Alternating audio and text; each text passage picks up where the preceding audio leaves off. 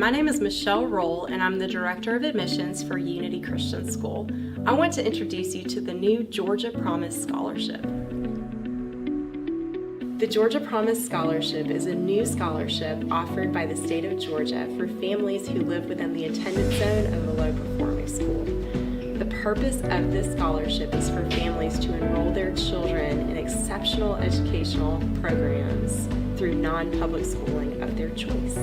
Unity Christian School is one of those private schools that have been approved to offer this scholarship.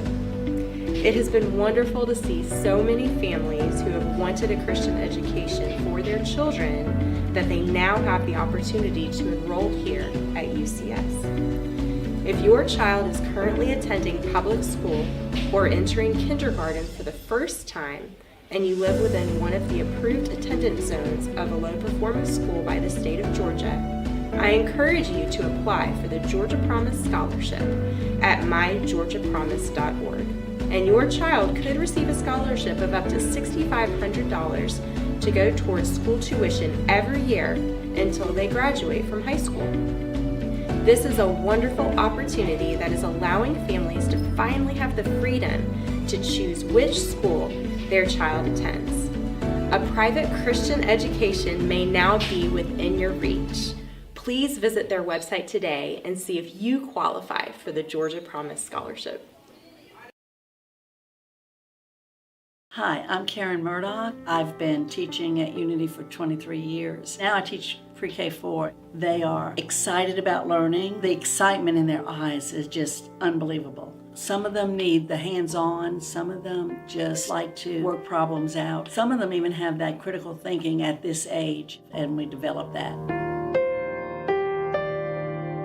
We talk a lot about the Bible in our classroom. A lot of books you read, you could bring out the biblical worldview. Even for these little ones, they know there's one God and three parts to God. When I was teaching sorting, I taught them that God sorted the world into sections. He made the land and the oceans and the animals. That's how I teach, a biblical worldview.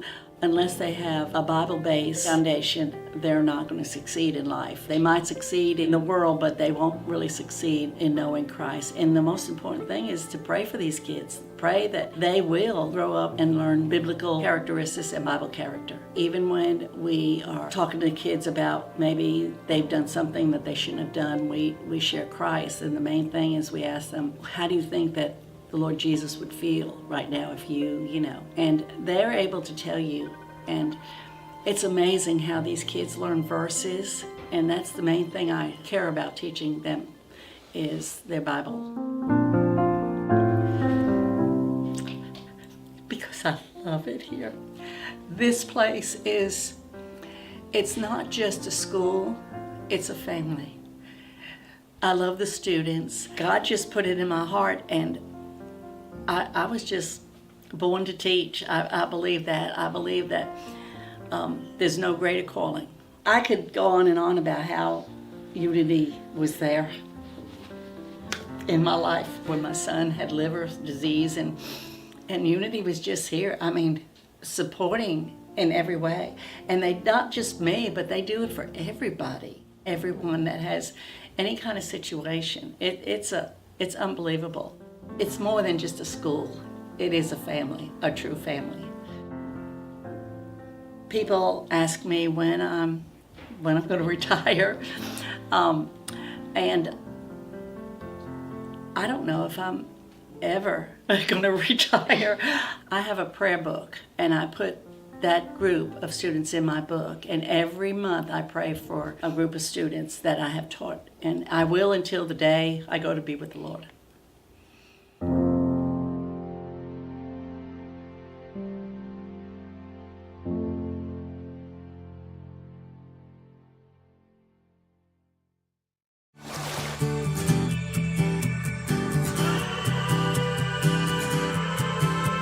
The Gold Scholarship was created by state law. It is an opportunity for individuals and businesses to tell the state where they want their tax dollars to go and what they want to support.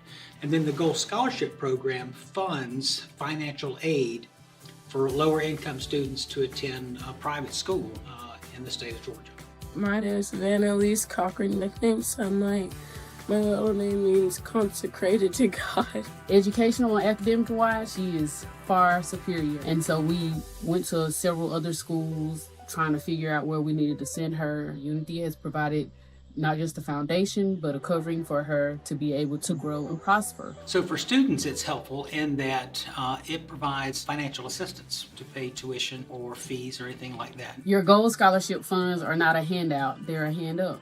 It lifts kids up to a place where they may not have had the potential to go before. She is dyslexic. She does have dyslexia. It's not because it was missed by the school. It was because she was so intelligent, she hid it. And we were able to find someone through the resources that she provided that were able to test her, immediately find what she needs, and get her the resources that were available. And it was just immediate. So it really opens up the door of opportunity for students to receive an excellent education. I would ask first, what do you want for your child? It has definitely provided ease when it comes to making sure that our children are able to get what they needed through education here at Unity. Thank you for letting me be at Unity because I love this school. It helped me with a lot of self-talking and just having a lot of creativity and imagination and music. Thank you so much for your generosity and your contributions to the Gold Scholarship Program.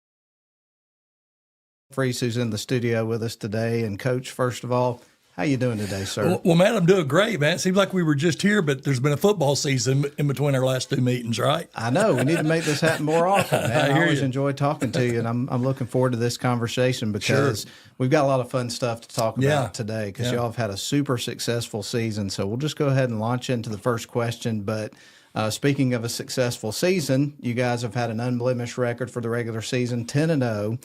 There have only been 46 points, less than 5 points a game scored against your team this year. Mm-hmm. You guys are averaging just over 47 points a game. And so the first question is, Coach, at what point of the season this year did you realize that you had something special brewing with this squad? Well, Matt, we knew that the first game of the year against Lafayette Christian, that we felt like they may be our toughest opponent. And we came out and was successful against them and beat them 22-0 at home in our first game. And our defense played a little bit better than maybe what we suspected since we changed a few things. Not saying that was the point in which we thought that we were going to be okay, but just the work ethic that the guys put in. Probably mid-season, we realized that that we were going to be our biggest enemy if there was going to be an enemy, and so we made sure that we just focused on ourselves. And man, the kids have done a great job with that. Well, Coach, speaking of the defensive side of the ball, and we're going to talk in more detail about your personnel and stuff like that a little bit later on in the show, But, I've talked to you about 9-man football, multiple times. And when people talk 9-man football, the conversation doesn't typically revolve around defense. It's usually talking about scoring lots of points and that sort of thing. Yeah. But anytime that we've talked about unity on our pick show and stuff like that this year, we're always talking about that defense. Sure. So what would you say has contributed? You mentioned some adjustments and things like that, Sure. but the success that you guys had on that side of the ball, what's the emphasis been? Well, I've always been one that's always believed that you should be a very offensive defense, meaning that we press. We're not sitting back reacting to what the offense does. We call our plays and we let them roll. The good thing about it is our kids have really bought into the whole idea of we tackle each and every day. A lot of people get scared of injury. I never want anybody to be hurt, but we never back off of that. If we're in full pads, we're going to tackle live, and they're going to be hit and they're going to hit. And because of 9-man ball and because of missed tackles and things of that nature, missed tackles end up being either first downs or touchdowns. And so we felt like we've done a great job. I think the other thing to that, too, is that like right now, Matt, we are plus 20 in the turnover margin. Wow. So, and actually we had 2 turnovers in our last game. So up until that point, we were like plus 22. And I just attribute that to our guys, really running to the football, getting there with a really bad attitude and trying to be physical and trying to separate the ball from the man. Well, I know one of the things that we talked about in our preseason interview with the coaches preview show that we did with you, Coach, was the fact that you're going to be breaking in a new quarterback after having the same starter for a few years who was very successful. Right. And so this year you start a sophomore quarterback in the name of Miles Schwartz. And it seems like he's done an excellent job. So what was that process like, getting him ready to go and getting him in top form this year? Well, obviously very nervous. I think I alluded to that in our preseason show, because you don't know until they get in the middle of the battle. And I remember walking up to Miles, I think the first game, and just told him, I said, "This is not your game to win. Just get the ball to the guys who will win the game for you."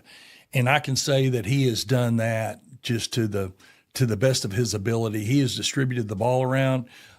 We've really turned into a vertical passing game, and so our percentages are probably a little bit lower than what you would normally want, 55, 56%, but yards per completion are off the chart, and because we're throwing the ball down the field. And I'm telling you, I've coached a long time, and he's got one of the best releases as far as a pure thrower that I've ever coached. So been very pleased with him. He is not one that gets rattled in the middle of a game. Even whenever, probably over the last 3 games, we've allowed him to carry the ball more. I was protecting him early in the season because I just didn't know how he was going to respond. And the guy's asking me for the ball. And that's always a fun thing whenever, you got your play caller that's really not shaking. Even whenever something does not go quite right, he just shakes it off and goes on about his business. Well, and on that note, obviously when you've got a young quarterback like that, he's relying on some of the older guys around him to kind of help him, move forward and that sort of thing and be a support to him. So how would you say the team's rallied behind him and that sort of thing? Awesome. And, I'm remembering back to that first game, and I remember walking up to Elliott Whiteside, who is the center. And I said, "Look, man, you got to protect him tonight. Don't let him get in his head in the game, whatever it may be." Andreo Sawyer, who has just been phenomenal at receiver, who's a senior, has played with us now really for 4 years, but started really hard for 2. He has been just a very calming source there. They're all really good friends. Davis Blankenship, there's another lineman. I mean, all 3 linemen are seniors. So whenever he gets in the huddle, he's not by himself. And I think those guys have done a great job of letting him, relax. And then the flip side we've already talked about is that when you have a defense that's been as stingy as ours, you realize that not every play the game banks on. Right. Takes a lot of the pressure off. A lot of the pressure. Well, obviously, football is one of those things that people that follow sports, you realize, is the ultimate team sport. Sure. And so when you've got guys stepping up and supporting each other and being leaders and things like that, you mentioned some guys that we've had out at the radio station before and talked to how mature those guys are. How does that make you feel as a coach and a coaching staff that those guys are showing that, ability to be great teammates and leaders? Well, first of all, I think that, I have a saying, especially we usually say around the first quarter, something like that. And I'll always ask them, how do their eyes look, meaning our opponents? Mm-hmm. And because, I always point out to them, this is exactly where we want to be. We don't want to be no place else other in this huddle together. And whenever I see those guys looking back at me, I know that it means a whole lot to them. They call me out if they think that I'm getting soft or easy at practice, and so it's been a great blessing to be around a group like that because it means so much to them, and they hold each other accountable. I have a couple of sayings. First, never let one cost you two. We got to get over the play. We can't worry about the last one, and don't shoot your wounded. And I think that's very important in our sport is that it's very easy to point blame or whatever when something don't go right. And I can say this, that our guys do not do that. And I'm so proud of that. And I think that creates an atmosphere within your team to where they realize that there is a next play. And so we're going to play the next play. Now, I got to ask you this, Coach, but, you referenced players calling you out for being too soft and not hard enough on them and that sort of thing. And I know that in some of the conversations we've had, you've referenced Old Testament and stuff like that. Sure. How does Coach respond to that? Well, I usually laugh. It's actually, I hate to say this, but there's a sense of pride because you feel like, okay, they get it. They realize that the only way that we're going to get to places we want to get to is by not taking shortcuts, but by working extremely hard. They know that with me, there's no excuses. I don't care what it is. There's no excuses.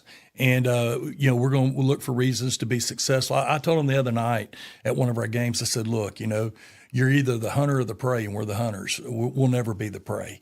There's no victim mentality on our field. We're not going to allow it.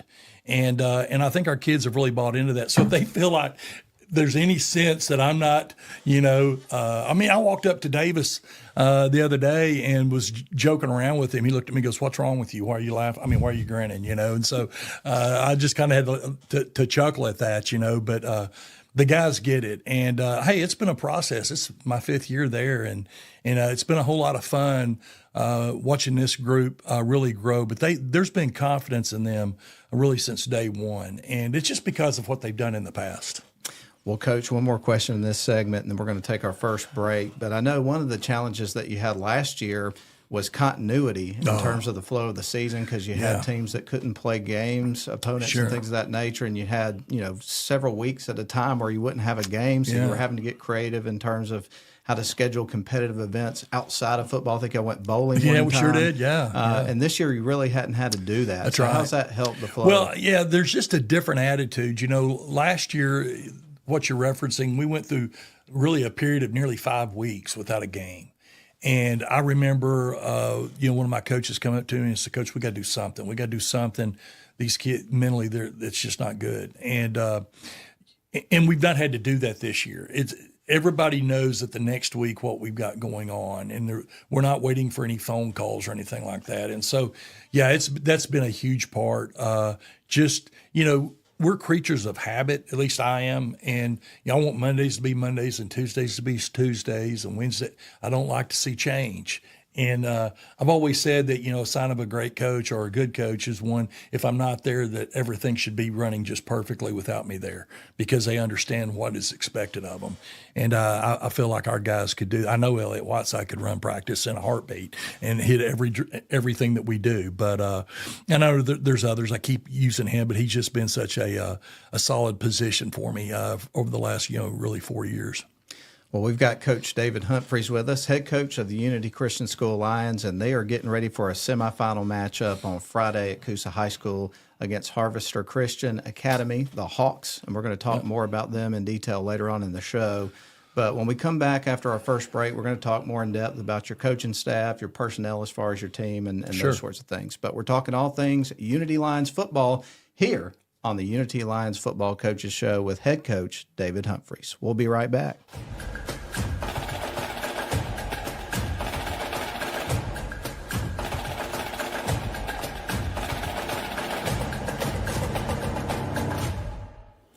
Hello, my name is Michelle Roll, and I'm the Director of Admissions for Unity Christian School. I want to introduce you to the new Georgia Promise Scholarship. The Georgia Promise Scholarship is a new scholarship offered by the state of Georgia for families who live within the attendance zone of a low-performing school. The purpose of this scholarship is for families to enroll their children in exceptional educational programs through non-public schooling of their choice. Unity Christian School is one of those private schools that have been approved to offer this scholarship.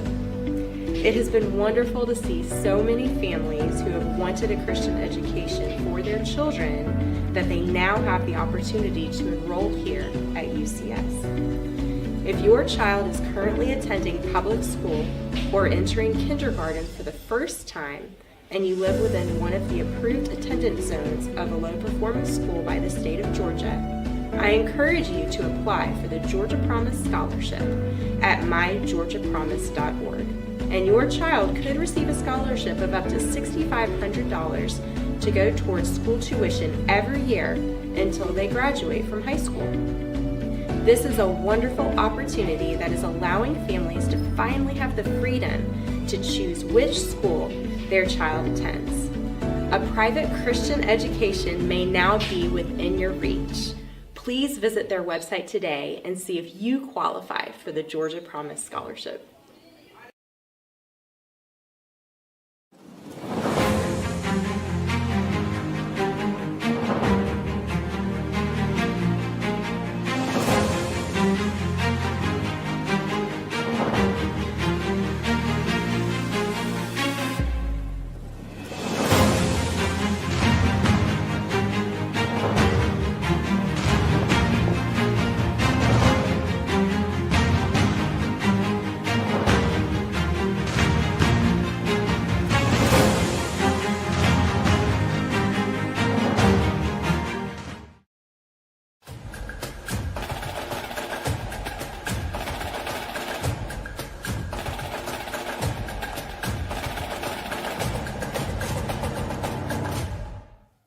All right, we welcome you back here to the Unity Lions Football Coaches Show with head coach David Humphreys with us today.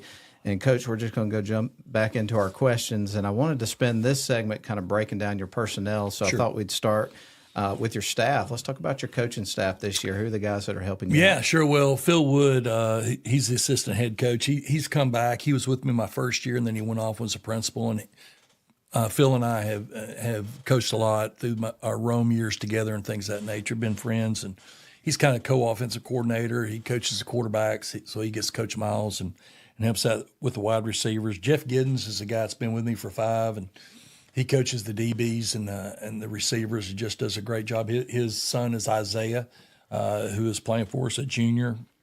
And Jeff is just one that he also kind of handles all our special teams.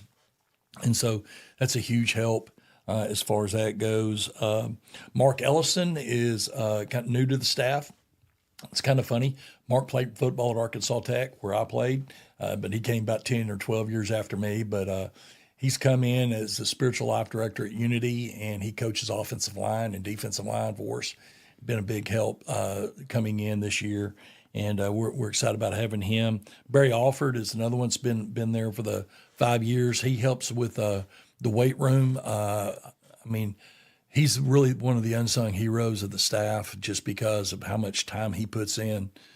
He owns Service Master, and he breaks away and comes and lifts the kids. And you know how strong we've gotten over this off season is really due to him and his diligence. It was phenomenal, the type of gains that we made on our team with Barry, and he helps with our inside linebackers and running back position. Nate King is another one that's been there. His son is Brady. The neat thing about Nate is Nate will have our opponents broken down by Saturday night. He'll be sending me text with all the drawings and everything, which really takes a load off of me, since I'm calling both offense and defense right now. But Nate's one of those. I kind of make him kind of a co-defensive coordinator. So he really helps me get everything prepared. But he coaches our outside backers on defense, and is another guy that I'll give him usually 5 or 6 plays on the course of a night, and it's his responsibility to make sure I call them. so he has a list of the special plays that we've done, and then Dan Farron, his son Lincoln, just came to us and is playing tight end and outside backer. Dan played at Liberty. He was a receiver at Liberty. Really? And has just been phenomenal. Dan, he travels a bunch, so he's not with us every day. But man, I tell you what, what he has done for us, and just with the enthusiasm and intensity. And he shows up, his old receiver skills come out. He's got his own gloves. He goes out there and catches with the boys and all that stuff. So Dan just does a great job. And then, Sean Burrow, who's our trainer, just does a great job keeping our guys on the field. The great thing I love about Sean is that he just tells me the truth. He's no witch doctor. He'll tell you if a kid can go and if he can't go. And, like I said, I'm an old school guy, and I realize that, football is you deal with pain, and the pain's not a reason not to play. And so Sean, he and I are kind of from the same cloth as far as that goes. And then, of course, obviously Russ Dyer. Russ is our AD, but he's also the middle school head coach, and just does a great job and with that. And just somebody who Unity sports, but Unity football means a whole lot to him. And he pours into these kids day in and day out. Well, Coach, one of the things as you're describing your staff, obviously it feels like it's one of those things that's been growing over the years, and you've got some guys that have been there for a while, some new faces, that kind of thing. But one of the things we were talking about during the break, and, if you're watching this on Facebook Live and YouTube, you saw a video there that was describing the baseball team and how they're going to be playing at Advent Health Stadium where Rome Emperors play. Right. Feels like there's a lot of growth taking place in the athletic department in general. Yeah, and I have to tip my hat to Russ because of that, because, whenever 5 years ago, whenever we sat down and talked about, me coming and helping at Unity and everything, and I think one of the questions he asked me was, what's it going to take? And I said, money and people. And whenever you look at athletics, that's the whole idea behind it. And he has taken that to heart. The guy works just tirelessly trying to make the experience. I think that's the other thing I told him too, is that, we have to make the experience playing at Unity special. Whether it be, through what we're doing here with social media, or whether it's the swag that we give the kids or the way they look, or, our uniforms, just the gear that they wear has to be second to none. And he's done a great job of finding the resources for us to do that. One of the funny things is that we have got this inflatable lion that we carry to all of our games, and some of our opponents have not appreciated us bringing our lion, but it's also turned in to our locker room at halftime. So instead of going down and finding a locker room, we just all go get underneath the line, and but it's I know the kids see that and they know it's special, and it makes it a whole lot of fun. Yeah. Do you mind me asking you who's responsible for the lion each week? Because Russ that's a Dyer. special person, right? Yeah, it's Russ. Okay, Russ, I think Drew Blankenship as well does it as well. But I tell you what, them jokers, they carry it and inflate that joker. And I know I got chewed out a couple weeks ago because we were driving a truck in behind carrying everything and didn't get the can of gas for the generator. So the line just couldn't quite inflate. So, anyhow. It'll make a great chapter for a book. Oh, yeah, someday, yeah. That kind of thing. Yeah. Well, good deal, man. Well, we talked about your coaching staff, a few other things. Let's talk about the offensive side of the ball. Obviously, we talked pretty in depth about your quarterback, but Sure. Let's talk about some of your offensive Well, guys. I think it all starts with the offensive line. Elliott Whiteside, who's been really, 4-year starter for us at center. Davis Blankenship is a guard that missed the first part of the season, but has been back with us now for over a month. Landon Groover, who was really his first year really playing with us and has done a great job. All three of those guys, I think we mentioned it early that, that quarterback has got 3 seniors in front of him. And so in the huddle or on the field, he's got someplace he can go. And of course, we feel like we have some of the best receivers around. Andreo Sawyer, who has just had an unbelievable year and is a kid that is really special. He can play at the next level for sure, and he's getting some attention around. And he's made 2 or 3 catches this year that are just second to none. I was sharing with you that I think he's had 12 touchdowns called back, and to penalty, whether it be punts or whatever. But the guy can be very electric, and his knowledge of the game, and we'll talk about it on the other side of the ball, has just, I can't tell you how it's exploded, him understanding what's going on around him. So he's fun. Isaiah Giddens is a kid that plays a lot of positions for us.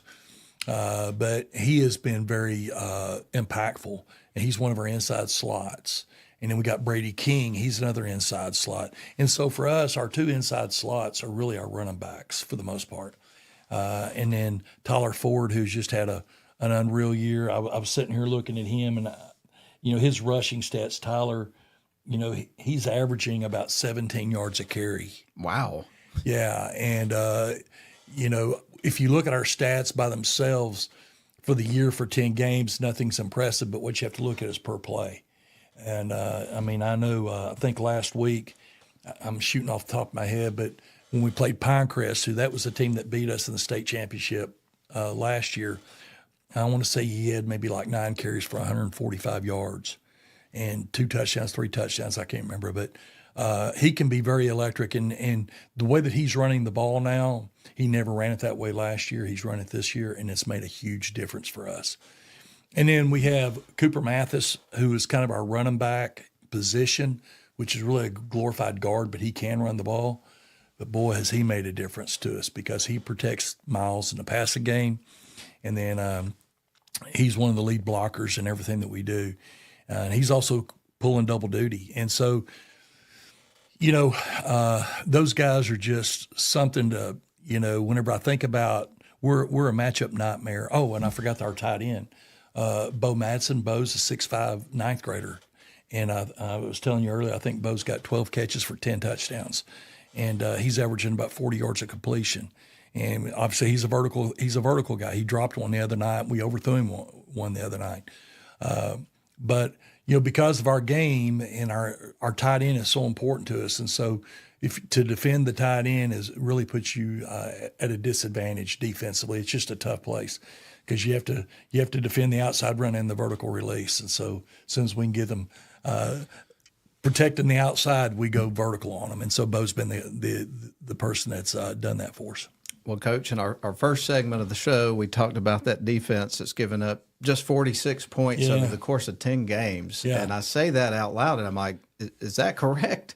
But it is. But I don't know if they keep record books, or whatever, but that's got to be some kind of record. Yeah, we're excited about that, and I want to tell you, our guys get very stingy in a hurry.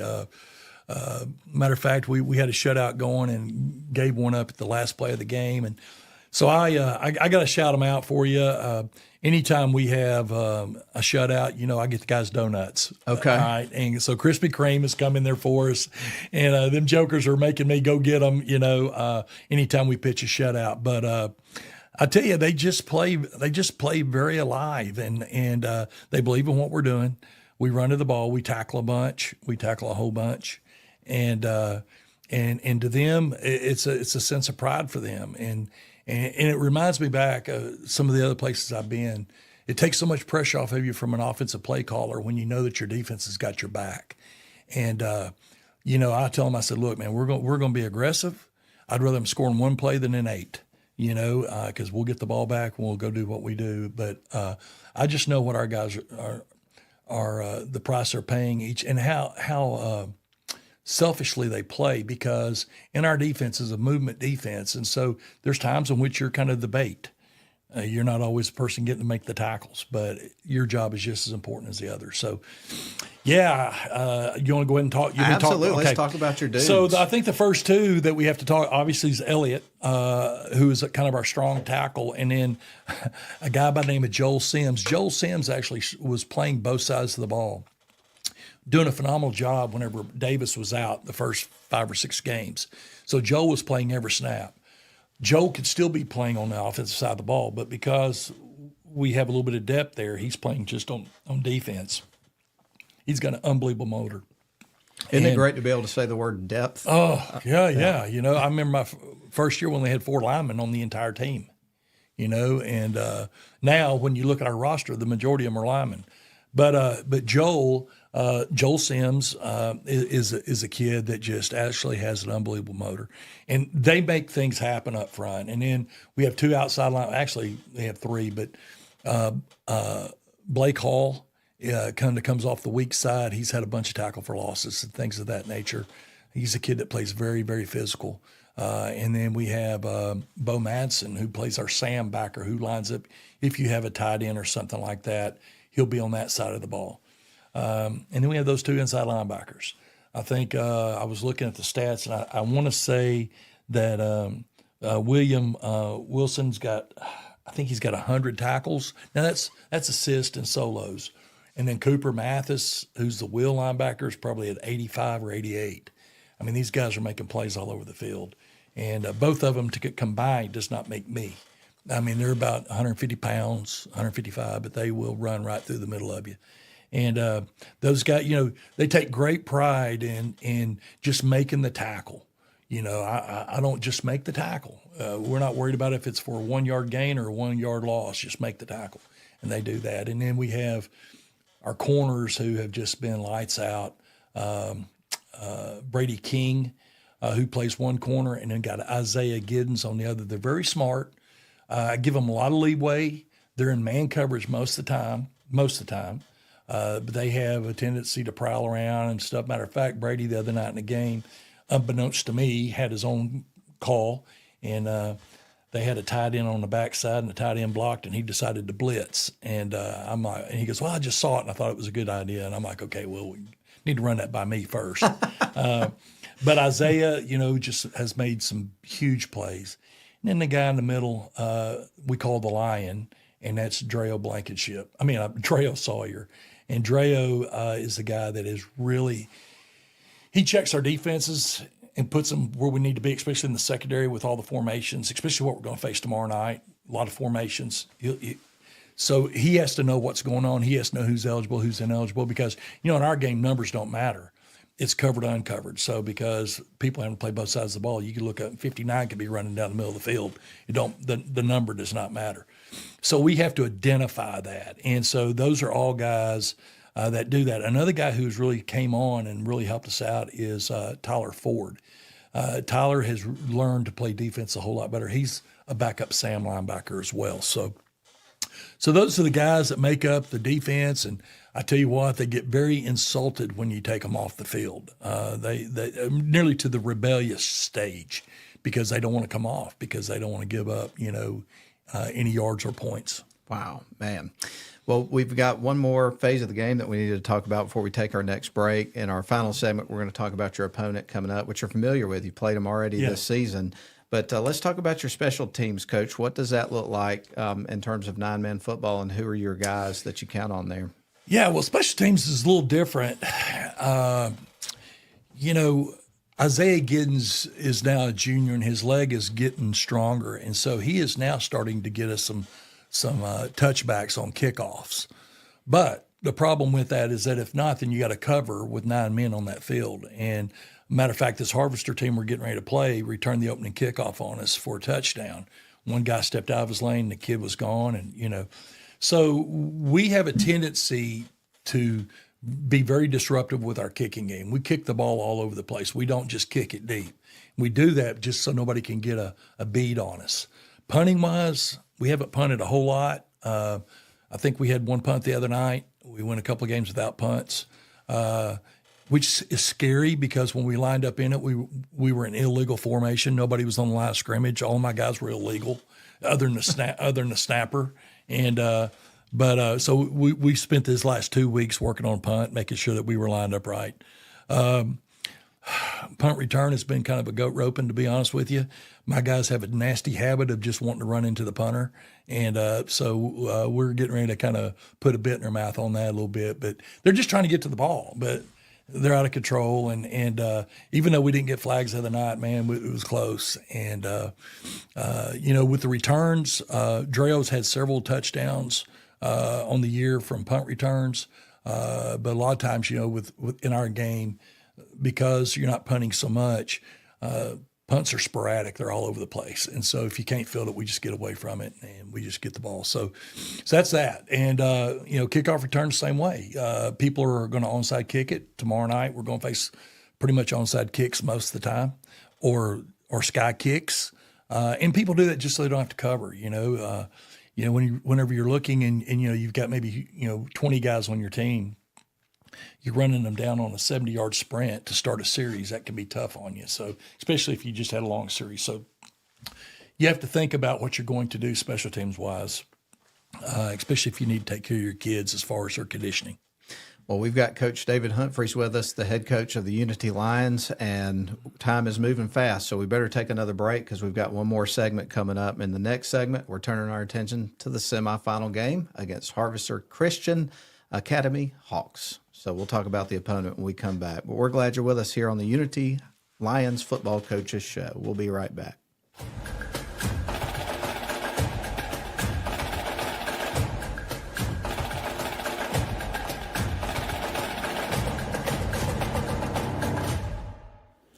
Hello, my name is Michelle Roll, and I'm the Director of Admissions for Unity Christian School. I want to introduce you to the new Georgia Promise Scholarship. The Georgia Promise Scholarship is a new scholarship offered by the state of Georgia for families who live within the attendance zone of a low-performing school. The purpose of this scholarship is for families to enroll their children in exceptional educational programs through non-public schooling of their choice. Unity Christian School is one of those private schools that have been approved to offer this scholarship. It has been wonderful to see so many families who have wanted a Christian education for their children that they now have the opportunity to enroll here at UCS. If your child is currently attending public school or entering kindergarten for the first time, and you live within one of the approved attendance zones of a low-performing school by the state of Georgia, I encourage you to apply for the Georgia Promise Scholarship at mygeorgiapromise.org. And your child could receive a scholarship of up to $6,500 to go towards school tuition every year until they graduate from high school. This is a wonderful opportunity that is allowing families to finally have the freedom to choose which school their child attends. A private Christian education may now be within your reach. Please visit their website today and see if you qualify for the Georgia Promise Scholarship.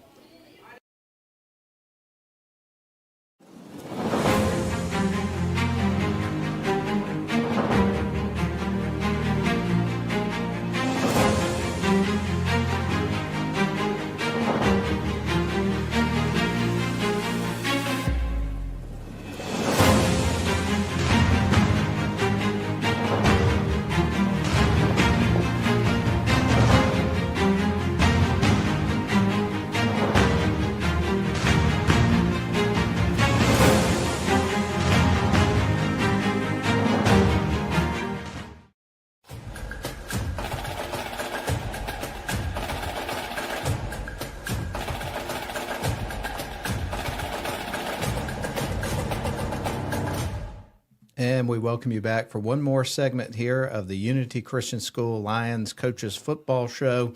And, of course, we are glad to have the head coach of the Lions with us, Coach David Humphreys. And we're going to talk about your opponent. Before we do that, though, I would be remiss if I didn't ask you about extra points and field goals. I forgot to bring that up in our last segment. So let's cover that. Man, it's funny. We started last year about mid-season. Isaiah Giddens kept on me about wanting to kick him, and we did, and because we were always going for two, and to be honest with you, we were struggling last year going for two. And I went back after you mentioned that. I looked back at my stats, and I think he's kicked 49. I think we've attempted 60. Not all of them was the misses were his fault, but it's just been a huge blessing knowing that we can line up and get those points. Last year, I think he actually kicked, and I may get this wrong, but I believe he kicked a 42-yard field goal last year, if I'm not mistaken. The kid's got a really strong leg, and if we play focused a little bit more and let him have more time at practice working on that, the sky's the limit for him. But as his leg has matured, we mentioned that his kickoffs we were getting some touchbacks, and that just alludes to the strength that he has as far as field goals. That's tremendous. So moving on to talk about your opponent. Of course, here in the semifinals, you guys had a bye from the first round, which is the quarterfinals. You're playing Harvester Christian Academy Hawks, and the Hawks picked up a close victory over Community Christian there in that quarterfinal round. Posted a solid 7-4 record. They've enjoyed some really successful games this year. You guys had a lot of success against them earlier in the season, but you mentioned some difficulties you had in that matchup and that sort of thing. And they always say that a lot of challenges come with facing the same team twice in a year. Yeah. So what does that look like, Coach? Well, the first time we played them, I think I touched on this. They returned the opening kickoff on us, and then we turned right around and scored on them on the first play. I think Tyler Ford rushed for like 68 yards for a touchdown. But then they went on like 12, 14 play drive on us. And I will say this, that my linebacker, we were calling the strength the wrong direction, and they were taking advantage of that, and we had some guys out of position. Once we got it settled down and it smoothed out, then things settled down for us. They got a quarterback that is very dangerous. He's very elusive. We struggled at times tackling him 3 weeks ago. They've got a running back, 44, who is kind of one of their go-to guys. They put him all over the field. They like throwing the ball to him. They'll hand off. He's a bigger guy. He's not like the quarterback that can really run, but he's a handful. We struggled with him a little bit last time because we were tackling him too high, and so we've got to get down there on those thighs and all that. So they're also going to be a team that's going to give us a lot of formations. We were talking about Dreo Sawyer and how he's got to be ready to recognize all these formations, because in our game, numbers really don't matter. So you can't look at a kid's number, know he's eligible or not. You got to know, is he on the line or off the line? Is he covered, uncovered, or whatever? And so we've worked really for 2 weeks identifying, and we always have, a talking defense is a good defense. If you see a defense that don't talk, they don't know what they're doing. And so our guys have really done a great job of trying to keep each other informed on who's eligible, who's not. And it's going to be a huge job for us tomorrow night for sure. Of course, playing tomorrow night at Coosa High School at Branch Bragg Field. Right. And, one of the things, I know that's been a great partnership for you. Wow. And y'all have had a lot of success over the last few years. So in terms of fan support and that sort of thing, what's the environment and atmosphere? Well, I tell you what, it seems like each week I've been asking Russ, the attendance is going up. Mm-hmm. The atmosphere is just unbelievable. And I've got to mention, Joey Mathis, Jamie Alcorn, Dr. White, for their relationship or partnership that we have with them, allowing us to rent that field and everything. It's just been unbelievable. And I know our kids love playing there, and our opponents do too. I mean, they just come and brag about the facility. But we expect a huge crowd tomorrow night, getting all of our students and everything there. And, the thing about it is this will be the last home game for our seniors. And, we talked about that a couple of weeks ago, about how fast, 4 years ago you were looking, thinking you had tomorrow. And now all of a sudden we look up and Mars are running out. So we want to make sure that we make it special for those seniors.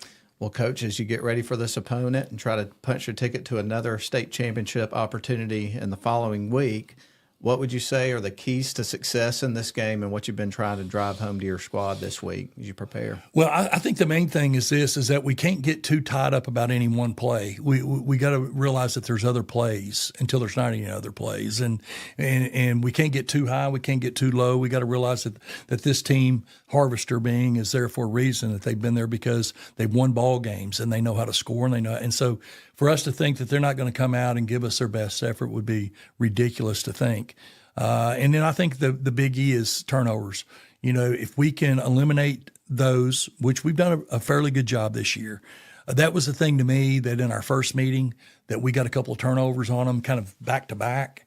And, it kind of breaks your back whenever you have that. I mean, Brady King had a scoop and score of like 80 yards when they were driving. And, of course, that was a huge momentum changer for us at that point in time. So, that and just, it was really funny. Monday is kind of our insertion day, and I was looking at doing some different things. I finally just said, no, we're going to do what we do. We ain't worried about nothing else other than just doing what we do. So I think our guys are bought into that, and they know that if we play like we know how to play, we'll be okay. Well, Coach, as we wind down our conversation, of course, I know your football success that you've had over the years, coaching at different levels, experience, all that kind of stuff, and your passion for football is very important to your role in this program. But you are also, the area director of the FCA, and so your faith plays a massive role, Sure. In that as well. Sure. So What does it mean to you to be the head football coach at Unity, and what's the biggest thing that you hope that these young men get from the experience of playing with your program? Well, I think first of all, Matt, I appreciate the question for sure. It's a huge blessing to be involved with this program. Football is extremely relative. And what I mean by that is it don't matter what level. I've been fortunate to coach at a lot of different levels. And each level, coaching is the same. You hold people accountable. You paint a picture for them, and then you help them get there. That's what you want to do. And with us, the one thing that we get to do, and of course I've done it even before I came to Unity, but, Jesus Christ is a huge part of who I am. And, I'm going to show them that we can go out and we can be physical on the football field and we can compete as hard as anybody. And at the same time, we can glorify the Lord by our actions and the way we work. He wants us to take those abilities that he's given us. And we realize that not everybody, and Matt, that not everybody is blessed to run, to jump, to have the mental capacity to remember. I mean, I've got a younger daughter that can't do any of that stuff. And so I thank him each and every day when I see those young people and realize, that God has blessed them with talents. And I want them to use those talents to the very best of their ability. And at the end of the day, know that there is no excuse and that we should always be looking forward and wanting to be a light in a very dark world. And if they walk out of there feeling that way, then so be it. Well, that's awesome. And I think that's a good place for us to wrap up today. And I will say this, best of luck to you Thank and you. the Unity Lions coming up this weekend. And we certainly urge everybody that's watching this. Yeah, of course, please. they may be watching as the pregame. By that point, it may be too late to get over there. But if you're watching this on Thursday afternoon, we certainly would urge you to make your plans to be at the game tomorrow. Support the kids. Thank you, Matt. Coosa High School. Coosa High School, 7:30. That's right. Unity Christian Lions taking on the Harvester Christian Academy Hawks. And for a semifinal game, an opportunity to play for a championship next weekend. That's right. All right. Best of luck to you guys. Thank you for your time, Coach. It's been a pleasure to talk Thank to you. you. It's going to wrap up the Unity Lions Football Coaches Show with head coach David Humphreys. And with that said, go Lions. So long, everybody. Thank you for watching this edition of Unity Lions Football Coaches Show with Coach David Humphreys, presented by Unity Christian School and produced by WLAQ Sports. Go Lions!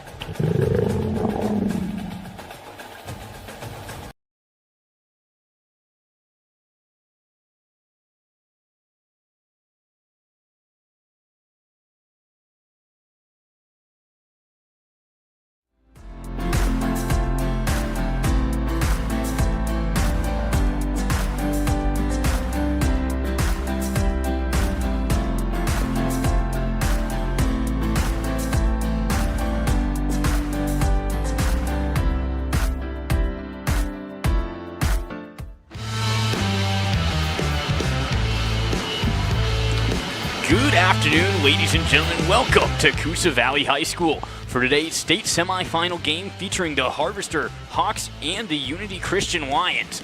As we've got an exciting semifinal matchup here today, Harvester advancing after beating their opponent last week in overtime in order to get here.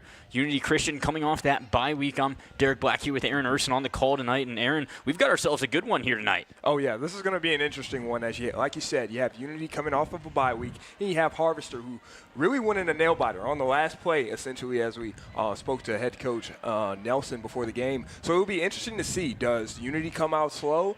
Does Harvester come out fast? We'll see how the two teams come into this one after a week of preparation. Talked to head coach David Humphreys for Unity before the game, and he spoke about how the guys have had a great week of preparation and practice. So we'll see if that carries into today. Absolutely. Coming off the bye week, your concern is always how your guys are going to be able to react to being back at game speed. You can never really fully replicate that game speed in practice, but they'll have to tonight as Harvester coming in hot off of that overtime win last week, winning off of a 2-point conversion, dive for the pylon in dramatic fashion in order to advance. And these are two teams that have already played each other once tonight. Yeah, they've already played once this season, and Unity handled that one pretty handedly, 60-22, and Unity's undefeated this year, so they're the big dogs coming into this one. Harvester, kind of the underdog coming into it, but they're going to have it on their mind to come in and make this a good ball game, and that's what we expect tonight. Absolutely. as we take a look at some of the players to watch for these games here tonight. Aaron, what do you have for that? Yeah, I mean, you look at Unity's throughout the year, it's been Miles Schwartz getting it done at the quarterback position. He has 1,037 yards, 20 passing touchdowns, threw his first interception of the year last week, which is phenomenal, especially for a first-year quarterback. He completes 55% of his passes, so he's extremely accurate. He's got multiple 60-plus yard touchdown passes, and it's another thing we spoke to head coach David Humphreys about before the game. He was speaking about how they're able to rip off these explosive plays just so effortlessly that it kind of puts pressure on their defense, having to come right back out on the field. And then you go down and you look at Andrea Sawyer, his favorite target, 11 catches for 372 yards on the year and 9 total touchdowns. He has elite speed in the open field. If they're able to get him involved on the outside, there's not really anyone who's going to be able to stop him one-on-one. So we'll see how involved he is early on in this ball game. And then you look at Tyler Ford, and I believe he's the difference maker in this one. He's kind of their workhorse slot back, as Coach Humphrey said. Going into this one, their running back plays more of an offensive guard role, and it's more of the slot backs like Tyler Ford who are going to come in and carry the ball at a high level. It's actually, I hate to say this, but again, Sawyer there's a sense of pride been the best you feel like receiver on the field. Also, they really realize that the only contributes way as a we're going to get defensive the back passes as we well. want On the other side of the ball, has 5 interceptions, 38 total tackles as a corner. He's actually ranked 5th nationally in average punt return yards. He's had, I believe, 12, punt returns or kick returns touchdowns that were called back due to penalties. So this kid has a lot of explosiveness in special teams. As we'll take a break here to bring you the national anthem and get right back for the Harvester Christian Hawks players to watch.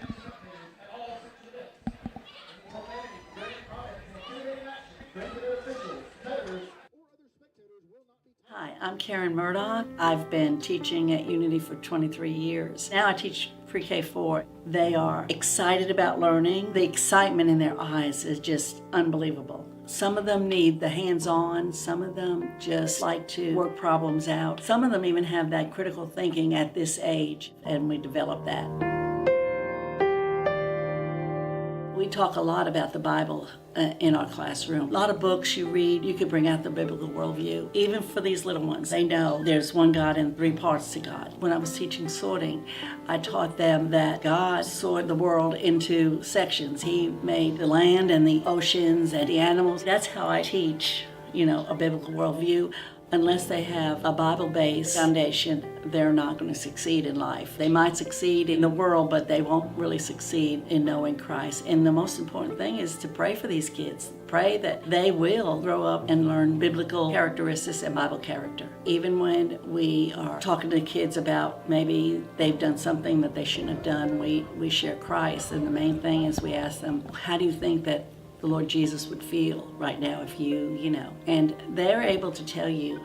And it's amazing how these kids learn verses, and that's the main thing I care about teaching them is their Bible.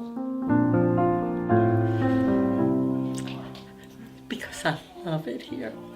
This place it's not just a school, it's a family.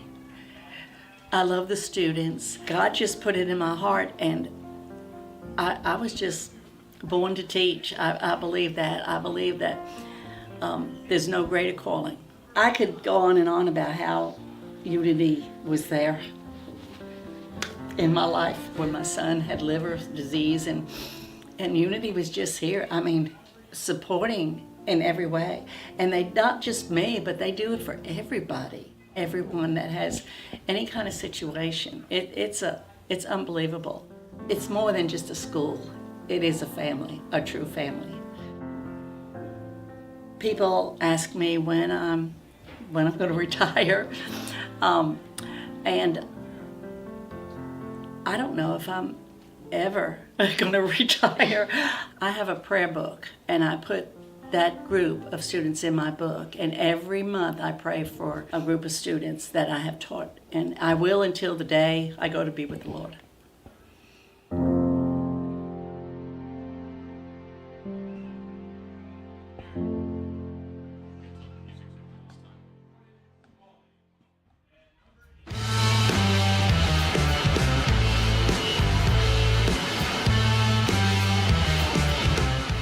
as we come back here to Coosa Valley High School, getting ready for today's semifinal matchup. We'll take a look at some key players for the Harvester Christian Hawks.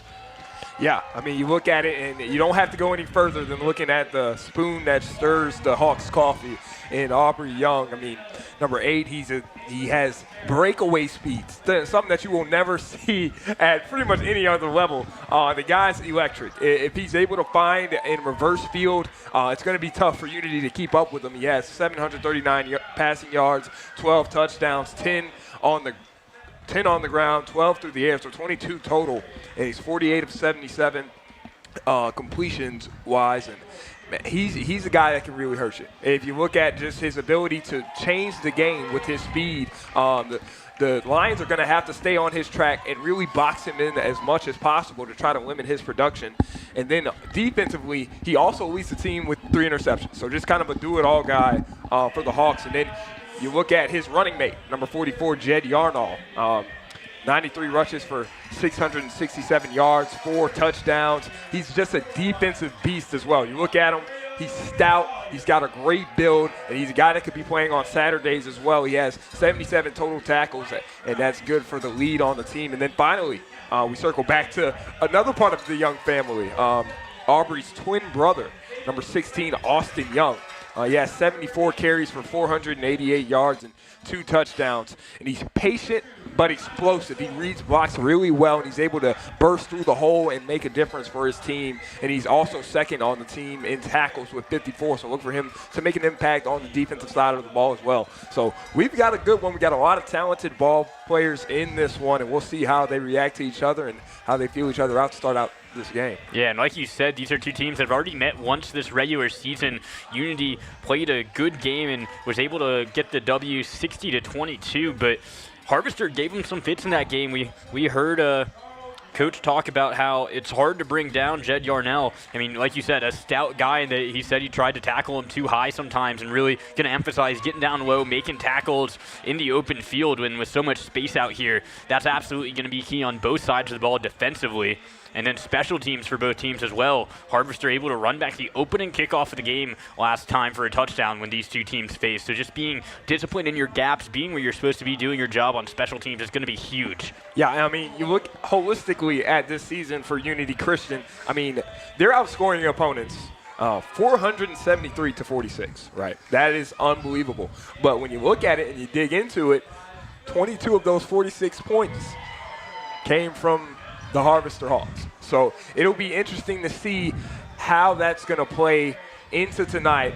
If the Harvester Hawks try to control the pace a little bit, make Unity have to wait to get the football, or does Harvester come out aggressive and try to speed this one up? We'll see how Unity reacts, though, as obviously they are favored going into this one. But it's going to be an interesting one. And, again, this is a winner-take-all scenario. So I would assume no cards are going to be left on the table for either side in this one.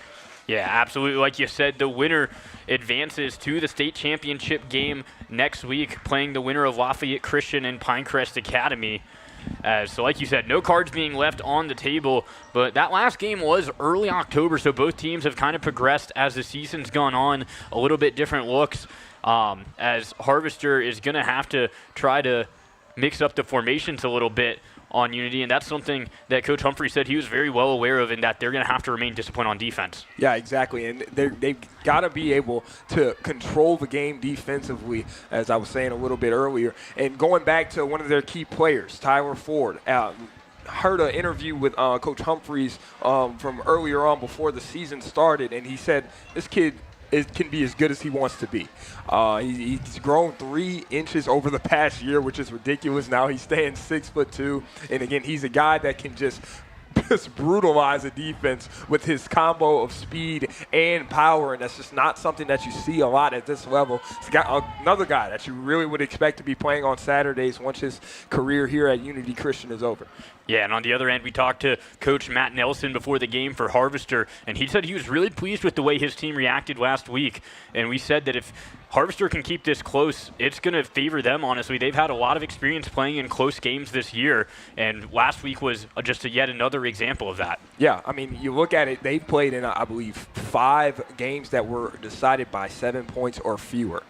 Unity has competed in none so far this season. So if Harvester is able to keep this one close, then theoretically it'd be advantage Harvester. Now, as we said, we haven't had a sample size of any kind for Unity coming into this one, but it'll be interesting to see if this one starts to be close heading into the second half, how the teams react, and it's going to be a fun one. Absolutely. As the captains take the field for both units, we're just a couple minutes away from kickoff as the crowd starts to get a little bit more excited. It's a perfect night for football here in Rome, Georgia. Not a cloud in the sky, right about 55 degrees. Couldn't ask for a whole lot better than this, and a great facility here at Coosa Valley High School as well. As the captains line up, getting ready for the coin toss at midfield. This is a Unity team that has a lot of seniors, including anchoring that offensive line, which has been a lot of the success for this young quarterback, being able to stand behind a veteran offensive line. Yeah. And you can see two of them out there right now for the coin toss. And number 73, Davis Blankenship, and number 72, Elliott Whiteside, the two big boys leading the charge up front. Yeah, and that's something that Coach Humphreys talked about before the game with us as well. He is going to rely on these offensive linemen to create the paths for the running backs and be able to buy as much time as Schwartz needs to be able to create, both with his legs and his arm. And again, another thing that Schwartz can bring to the table, we talked about it a little bit earlier in the pregame, his ability to push the ball down the field. Again, get the ball to your playmakers and let them win the game for you is how Coach Humphreys described it. So if he can do that, manage the game, take what the defense is giving, and then blow it open when it is time to, they will have success tonight. Absolutely. The other two captains out there for Unity, Landon Grover, number 42, one of those defensive ends that Coach Humphreys raved about, just their tackling ability, able to make plays in open field. And then, of course, Andreas Sawyer, the one we've talked about a lot, who's just going to be a deep threat down the field, going to have to find a way to contain him. As we're under 2 minutes away from kickoff here. As we'll await the results of the toss here. Yeah, again, Harvester making about an hour and a half drive down from Douglasville, Georgia. So they would be considered the away team in this playoff battle that we were about to experience. And it's just nothing better than some playoff football, some Georgia playoff football in the middle of November. Beautiful night for it. And folks, strap in, buckle up, get you some popcorn, and enjoy this action with us. As I believe it was Harvester that won the toss, they've elected to defer. As Unity gets ready to take the field here, no matter what happens tonight, it'll be their last home game. As we'll throw it to the national anthem down on the field now. I'll be right back after that.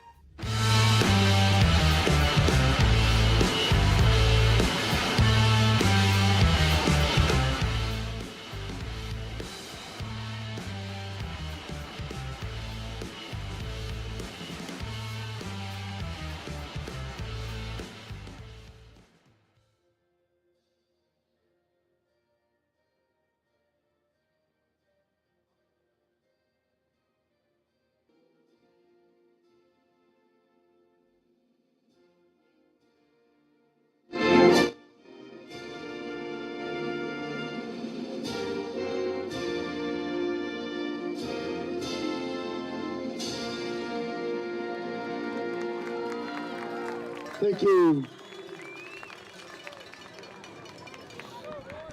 As we're ready now for Unity to take the field as they line up down in the end zone, ready to take the field for, like I said, no matter what happens, the final time here at home as the Lions fans loud and on their feet supporting their team here tonight. Yeah, it's always a good atmosphere. Friday night football, nothing like it. And if you're Unity, you've done it all season. 10-0 coming into this one.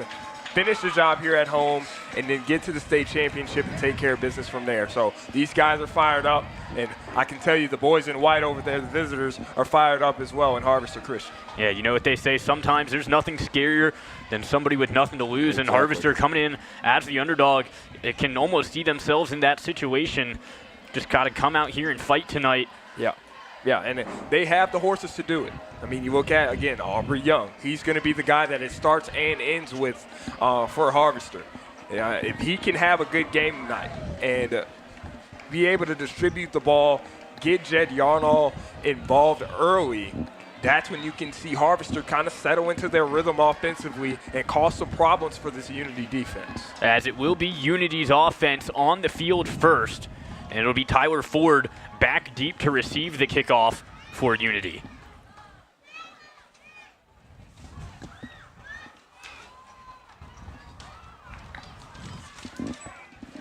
Jaden Wepley, the one to kick it away now for Harvester, as we're ready to get things underway here at Coosa High School.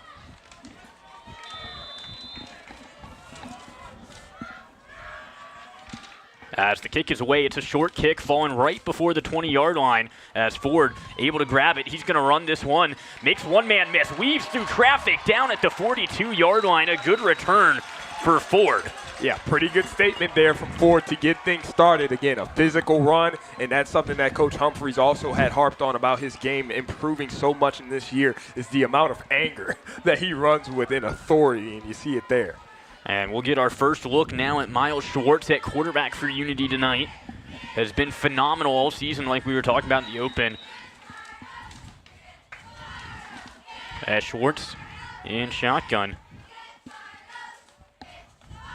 Get a man in motion coming across. He'll hand the ball off, looking for the edge. He's got a good block down the sideline. A chunk play to start. Big time play that time, Isaiah Giddens. He's a guy that we didn't talk about a lot in the pregame, but he is another weapon that Unity has utilized throughout this year, and he gets it done there. Yeah, almost a 20-yard gain right off the bat for Unity as Giddens gone screaming across the formation. We'll take another look here. Yeah, just a beautiful jet sweep. You're going to see that a lot out of this Unity offense. And again, the speed from Giddens just too much for the Harvester defense, and a big-time gain on first down. As Schwartz will shift the formation. He'll get another man in motion. Jet sweep now to the other side. This time it's Ford running it. Ford bounces outside the tackle. Can't bring him down with the first contact.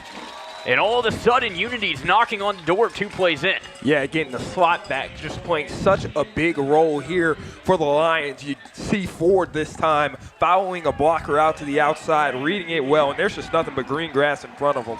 And Ford is just too talented to see that much daylight. Yeah, Cooper Mathis able to give him the assist, keep him upright for a few more yards at the end of that run. And Unity will have it on the 12-yard line, and Schwartz hasn't even had to throw a pass yet. Yeah. And that's impressive from the Lions, again, after a week off, coming out with this much intensity. As Cooper Mathis is in the backfield with Schwartz again. The running back in this offense plays more of an offensive guard role, as Coach Humphreys alluded to, as we'll get a stoppage in play. There's a injured Hawk down on the field as they'll take a look to tend to him. But like you said, the running back kind of playing more of that offensive guard role. Yep. And Coach said that he knows he can trust his guy to protect his quarterback, and that's been a big part of their success this year. Yeah, and that's something that we're honestly starting to see more and more in football, is the running back becoming more of a blocker for the quarterback, with the quarterback in today's game emerging as more of a runner. You have to have a back there that can go out and make key blocks to open up the field for them. We see that a lot over at Berry College with their red zone quarterback, Andrew Hunter. And again, still tending to the Hawk, who is down.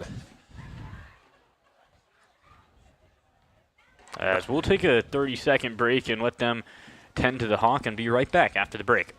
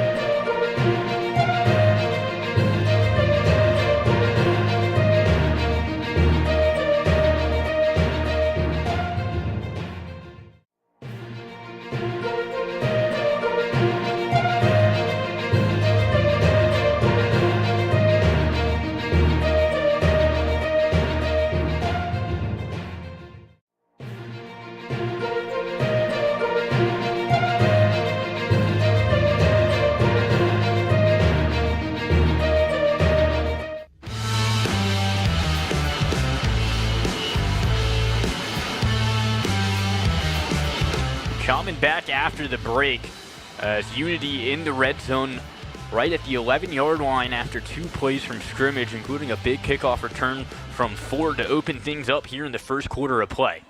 Yeah, and that Hawk that was down, I believe that was Jaden Lepwe. He was able to make it off the field under his own power, so that's good to see.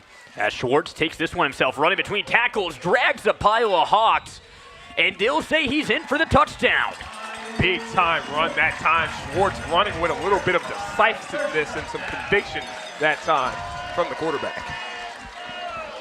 Schwartz calls his own number, able to put the Lions on the board first here tonight. Yeah, I mean, you look at it, and they had showed the smoke and mirrors early on with the jet sweeps from Giddens and Ford. Now you just switch it up and run old school QB power with Schwartz and get yourself a touchdown. As Giddens knocks through the extra point, so Unity jumps out to a 7-0 lead this time.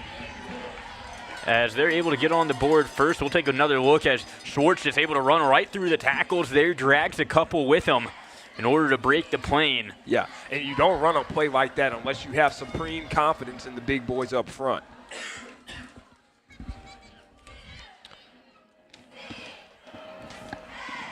As now it's going to be Harvester that's going to need to respond in a big way here against Unity because, again, you give up a touchdown and then you go down and go 3 and out or turn the ball over. That gives all the momentum to the home team in front of their home crowd. So Harvester with a big drive here. Yeah, it doesn't give a lot of rest to your defense either if either one of those happens. You're looking for a nice, long, sustained drive. Give some of your D guys a rest. Yeah, and that's one of the things we talked about off air a little bit pregame, Derek, is Harvester can score. It's no question about that.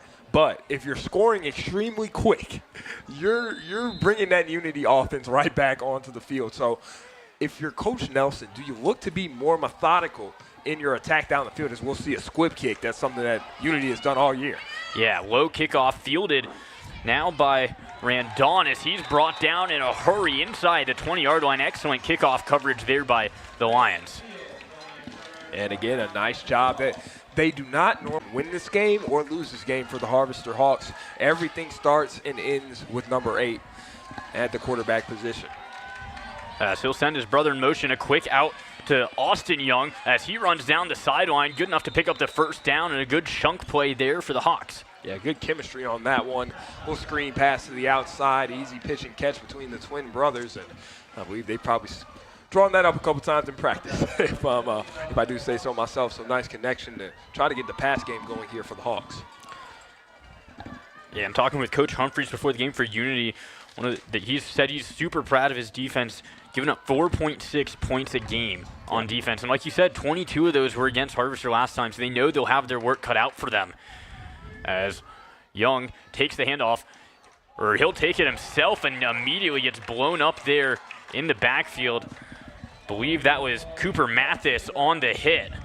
As we'll take another look at that one, just nowhere for Aubrey Young to go. Yeah, and in 9-man football, you're going to see a lot of one-on-one tackle situations where you just have to go mano-a-mano and be better than your opponent, and Mathis does just that.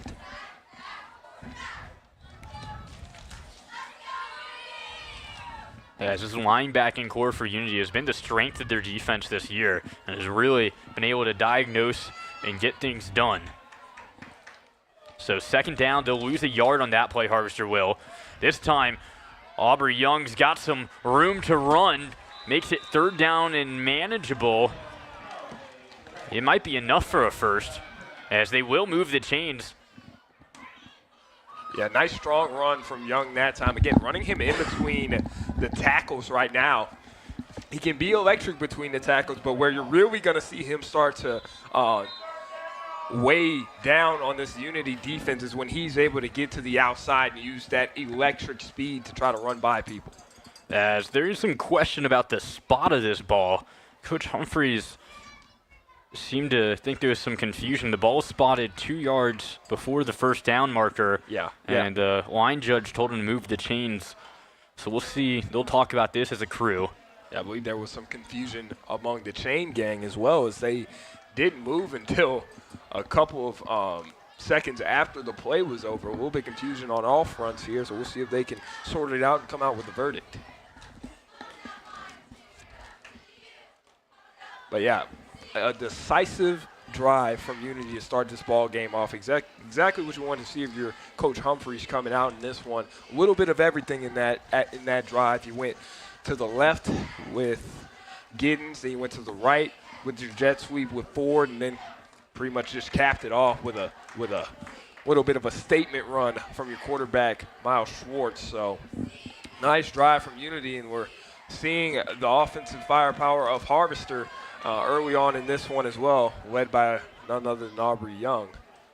But a lot of confusion this early on in the game with the chains, as they will bring them back, it looks like. Yeah, they will say it's going to be 3rd down and about a yard, which is what I thought initially. So we'll see if the Unity defense can get off the field here. 3rd down and 1. Gotta imagine it's going to be Aubrey Young coming right at you. Yeah, and this is a big 3rd down here for the Hawks. Like we said, if you get stuck in a 4th down situation against this Unity defense, that's going to be tough to overcome. Got to stay ahead of the sticks here if you're Young. So Young will be under center, and he'll go straight at them. Unity ready for it, as that was William Wilson getting in the backfield, getting active and making the tackle. Boy, I tell you, William Wilson was shot out of a cannon on that one. Big-time play, and now it's going to be a 4th down here for Young. We'll see what they do. If they try to stay in between the tackles or try to bounce something to the outside. If I was a betting man, I would say he's going to try to bounce it to the outside after that play. Yeah, it looked like Wilson basically knew the play. He was in the gap before Young was. As this time it's Jed Yarnell lining up, taking the snap at quarterback, and he rumbles forward to the 45-yard line. Yeah, Yarnell, a guy, that's got to be the guy who receives the ball in a 3rd and short or 4th and short situation. Not many people are going to be able to bring him down within a short proximity of a 1st down marker, and you see just how powerful he is there. Absolutely. That's the first touch Yarnell's gotten today. One of our key players.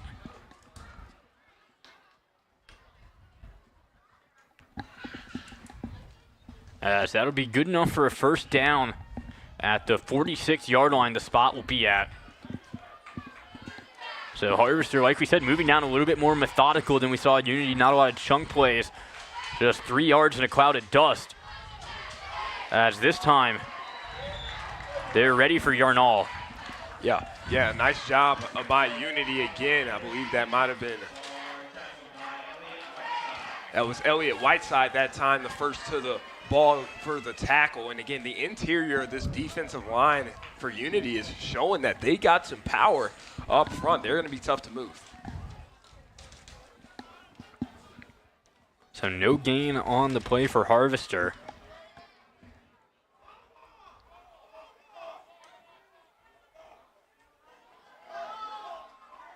As Yarnall in the backfield behind Young. He'll get the handoff. Still on his feet, but gets dragged back for a loss of 1.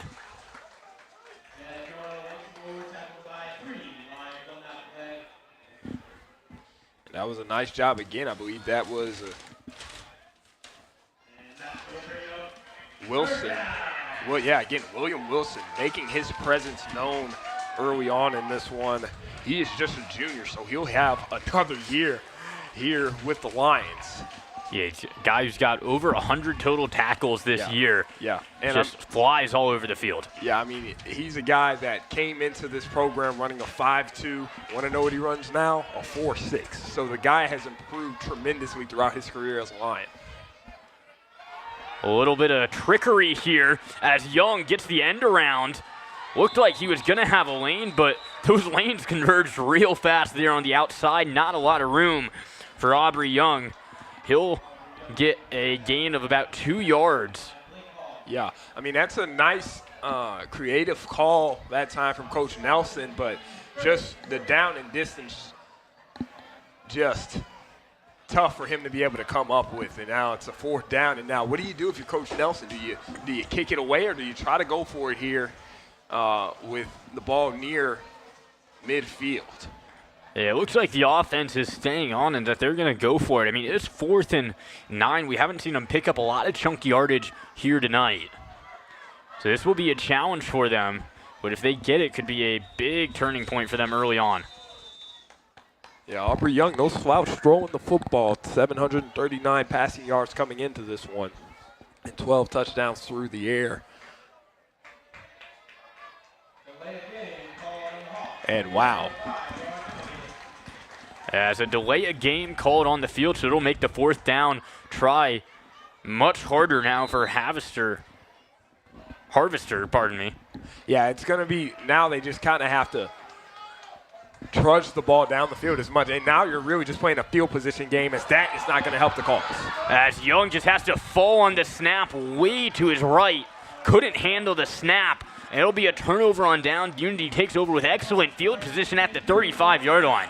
And that's a tough break. Honestly, like I said, you're playing a field position game. You're trying to get as many yards as you can to make things tough on the Unity offense. Not really looking for a first down. But that, as I said, it's not helping the cause. No, as Bo Matson was coming in a hurry. One of the tight ends for Unity also plays on the other side of the ball, and Young falling on that likely prevented a scoop and score, so at least through that. Yeah. But you just had 2 back-to-back errors with the delay of game, then into the bad snap. Just not an ideal first drive there for Harvester. As there seems to be some confusion over there on the Harvester sideline.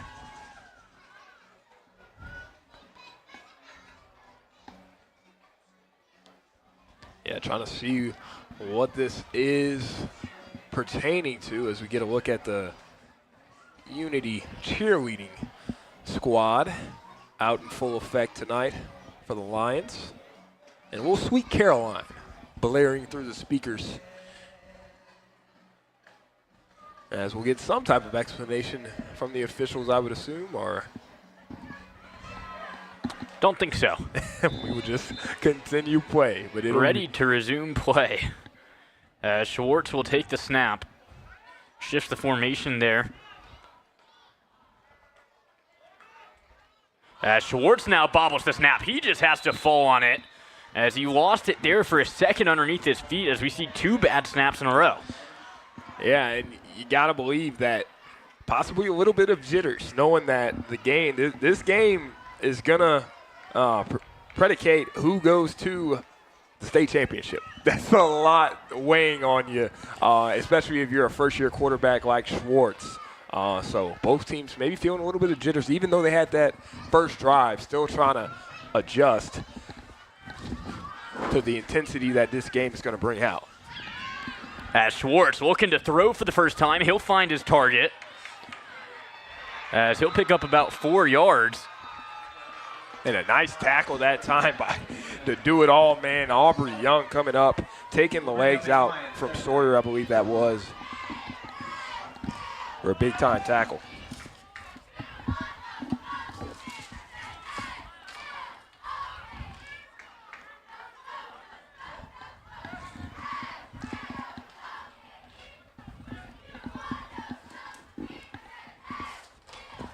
So able to get it in the hands of Sawyer there, as it looks like we'll get our first time out of the game, as we'll take one as well and be right back for this 3rd down.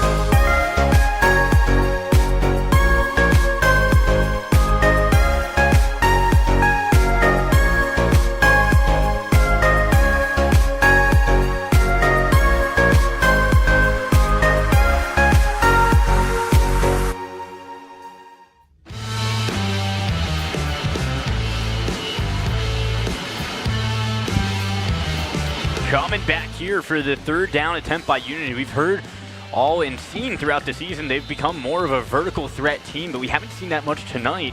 probably a good time to break it out for the first time here, but 3rd and about 14. Yeah, but if you're Schwartz, you also don't want to turn the ball over in this situation. It looks like we're going to get a false start call, or excuse me, it's going to be a timeout for Unity.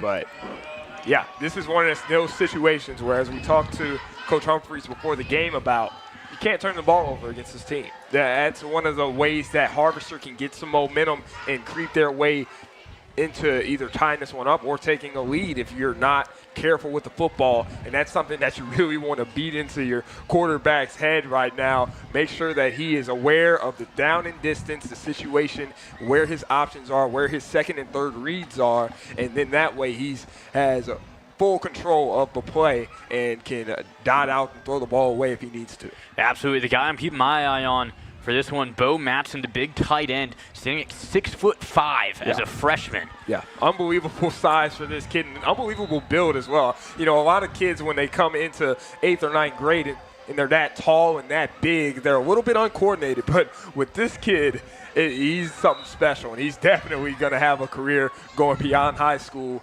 once he gets to that point.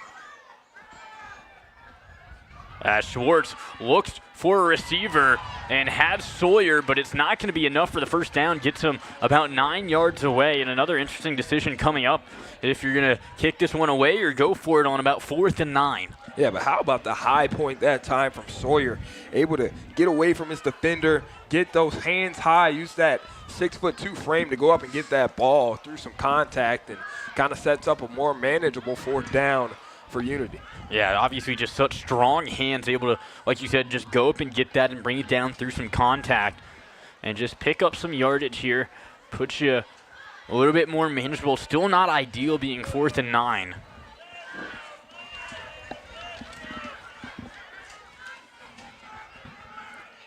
Unity sending 3 in motion this time, so trips at the top of your screen, 2 at the bottom, and Coach Nelson doesn't really like what he sees, so he'll take.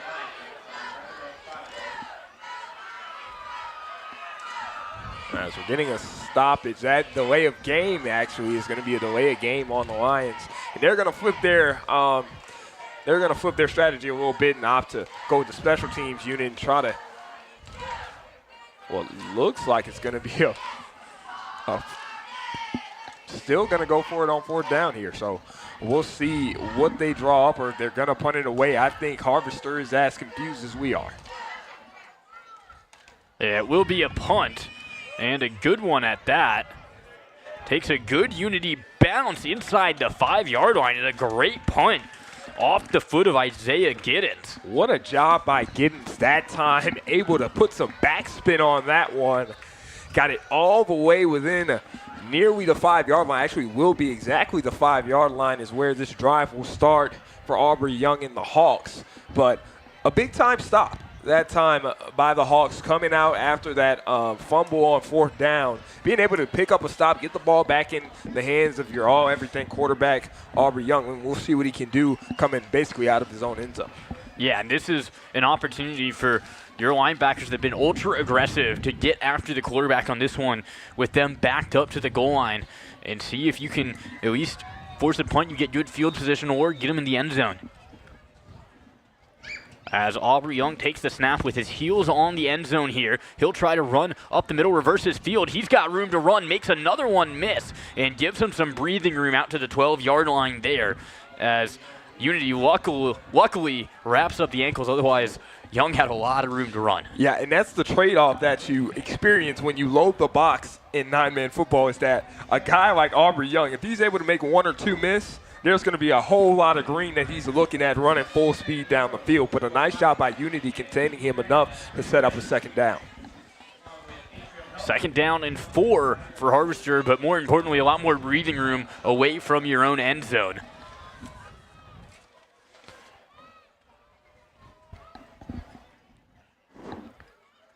As a big shift here.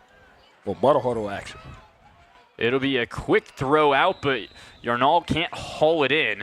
Yeah, it looked like Unity was all over it as well. A nice adjustment for them. I'm not sure if they practiced that going against that formation throughout the week, but looked like they had diagnosed it and were ready to make the play, even if Yarnall was able to come up with that catch. So another big 3rd down here deep in their own territory.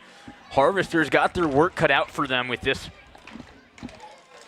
as we'll see what type of play call we get here. Gotta imagine it's going in the hands of one of your big playmakers here and trying to get them in as much open field as possible. As it'll be Young trying to weave between tackles, but nowhere to go. He'll pick up maybe half a yard. Big time play again by this defensive front of Unity. And see just nowhere to go on the replay here. A swarm of Lions able to get there. Yeah, that time Joel Sims coming up with a big play again. You don't see that a lot at this level, being able to make plays at the first level at the line of scrimmage and not allowing ball carriers to be able to get to the second or third level. And now a pivotal 4th down coming up for Harvester. As they're going to go for it, Yarnall running, and he's going to have enough to move the chains, it looks like. A big play there for the Hawks, able to pick up the first down on the ground with their workhorse. Yeah, look at Yarnall finding a little bit of space, taking some contact. Again, he has great contact balance, able to fall forward for that first down. A nice job from the senior. And a great block on the outside there by Aubrey Young, the quarterback, who was out on the edge and picked up a big block, able to clear the pathway for Yarnall. So they keep this drive alive with a fresh set of downs, 1st and 10. Now from the 15-yard line. And they had to have that one deep in their own territory. We'll see if we see a little trickery here, a swing pass to the outside, but again, Unity is all over. And it seems like every time a Harvester player goes down, there's at least 4 or 5 Unity defensive players in the area. Yeah. Even if the first one misses the tackle, you've got to get by 4 others. Yeah, exactly. Looked like Tate Beasley was out there covering and containing, as well as number 26, trying to get that name for you, Blake Hall, out there covering and setting the edge for this Unity defense. A beautiful job by them, and that'll bring us to the end of the first quarter. Yeah, so we'll take about a 1-minute break here at the end of the first quarter as Unity on top 7-0 after 1.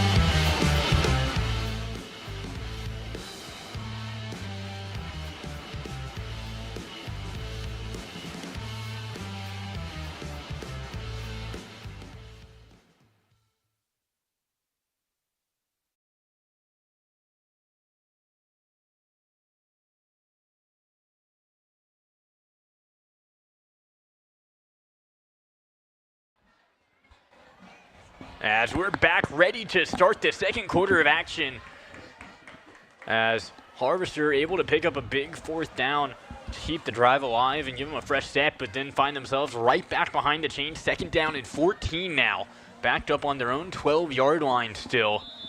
Yeah, and as we were saying during the break, I would love to see them try to get Jed Yarnall involved a little bit more in 1st and 2nd down. They've been going to him on 4th down, but I'd love to see the big man get some touches on 1st and 2nd down to kind of settle the series, if you will, as that's a pretty nice ball, but it's picked off. A big interception there. Andreo Sawyer able to high point that one as the 6'2 senior comes down with the ball, and Unity has got it right back in good field position. That is just a big-time play from Sawyer. Kind of a lollipop that time from Young. Had a lot of time in the air. And, again, when you got a 6'2 corner out there, not much a wide receiver is going to be able to do trying to high point that ball. And, again, Sawyer playing receiver. He has pretty good hands himself. Yeah, oftentimes you see some of those defensive backs, maybe they're playing defensive back for a reason, but Sawyer is not one of them. Sawyer is going to come down with that ball 10 out of 10 times. Yeah. And that's when you've got to be a little bit more aware if you're Aubrey Young, as Schwartz will hand this one off to start. Unity's got room to run, as they might get points here. Dragged down at the 4-yard line. An excellent run there. Michael Ferguson takes it. And Unity is just getting everybody involved offensively, really spreading the ball out, keeping their legs fresh, more importantly, as their playmakers kind of get to rest. It's like, you take your turn, I'll take my turn, the next person takes their turn, and we'll do it that way. So a party going on in the backfield here for Unity as everyone getting a touch. Yeah, really just showcasing that outside speed right now. On a bunch of plays early on in this one, we saw that first drive. One of them as Schwartz weaving his way into the end zone as Unity gets their second touchdown of the night to go up 13-0. Schwartz able to take advantage of the turnover. Yeah, Miles Schwartz that time just knew exactly where he wanted to go, trusted his offensive line to create the hole, and then he just went straight through it for the touchdown. And again, Unity starting to get rolling here offensively. 13-0 lead pending the extra point. As coming in today, Unity plus 20 in turnovers. And that we said that was going to be one of the keys to the game. On the other side is limiting turnovers. You give them the ball for free, they're going to make you pay. Yep, exactly. And now if you're Coach Nelson, what can you draw up to kind of get this Unity defense off their pivot a little bit, as we'll take another look at the touchdown. Just beautifully blocked up by the Unity offensive line. Just read his gaps beautifully, did Schwartz, and just walked into the end zone, almost stumbled past his own player on the way in. But now, if you're Coach Nelson, what can you draw up to get this Unity defense off of their pivot a little bit, make them have to react to what you're doing offensively? Because right now it feels like the Unity defense is controlling this ball game. Yeah, they've been flying around the field like we said, just haven't really had an answer as they've gotten a bunch of tackles for loss to open things up. As now you've got to come away with something on this drive, as Unity's got a 14-point lead. We said you got to keep it within striking distance, and that's a big time to do it right now. Yeah, that's one of the things we talked about in the game open, is that Harvester Christian has an abundance of experience playing in close games. But obviously, when you fall behind against a team the caliber of Unity Christian, it's going to be tough to be able to mount a comeback. But if you can keep within 7 to 10 points throughout the game, then you give yourself a chance at the end to be able to make a couple of unbelievable plays, as we'll see another squib kick. Yeah, and the second time just having a little bit of trouble handling it at first. This time, a better return there. Randone able to bring it out to about the 25-yard line.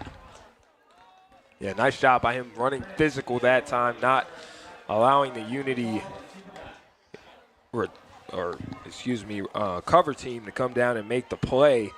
Now, if you're Aubrey Young, what's going through your mind as far as how can you set up this team to be able to push the ball downfield? A lot of these runs have been going in between the tackles for Young. I would love to see him have an opportunity to try to run it out on the outside and maybe use Jed Yarnall a little bit more on first and second down. As a quick screen pass, nowhere to go. Might have been better off dropping that one, as they flock to Austin Young in a hurry. Yeah, another screen pass this time. And again, Unity has just been all over these screen passes. And just what a play and a diagnosis that time. I believe it was none other than number 20, Williams, coming up. That's William Wilson, I should say, coming up with a big tackle for loss. And Cooper Mathis, without an initial pressure off that line of scrimmage, kind of hurried up the throw a little bit, as Yarnall will take the snap in a Wildcat-esque formation and hand it off now to Young, who will throw downfield. as it was lucky that that ball was tipped because Sawyer almost had his second interception of the game. Yeah, that was a big-time job by trying to find that number. That was Jaden Lepley able to knock that one away, play some defensive back on offense that time to keep that one away from Sawyer, because if not, Sawyer would have came down with that one and might have had a chance to bring it back to the house. Yeah, that's another one. You've got to kind of know the scouting report, maybe not throwing jump balls in that area. Yeah, if I see number one in that area, I'm probably going to throw the other way, if you will. But that was a nicely designed trick play to try to get something going downfield, but the ball has to be put in a position that only your receiver can get to it, and it just wasn't that time from Young. Another third down and long for Harvester as Young drops back. This pass will fall incomplete just outside the outstretched arms of Jaden Lepley and bring down 4th down and 12. As it looks like the kicker will come onto the field now.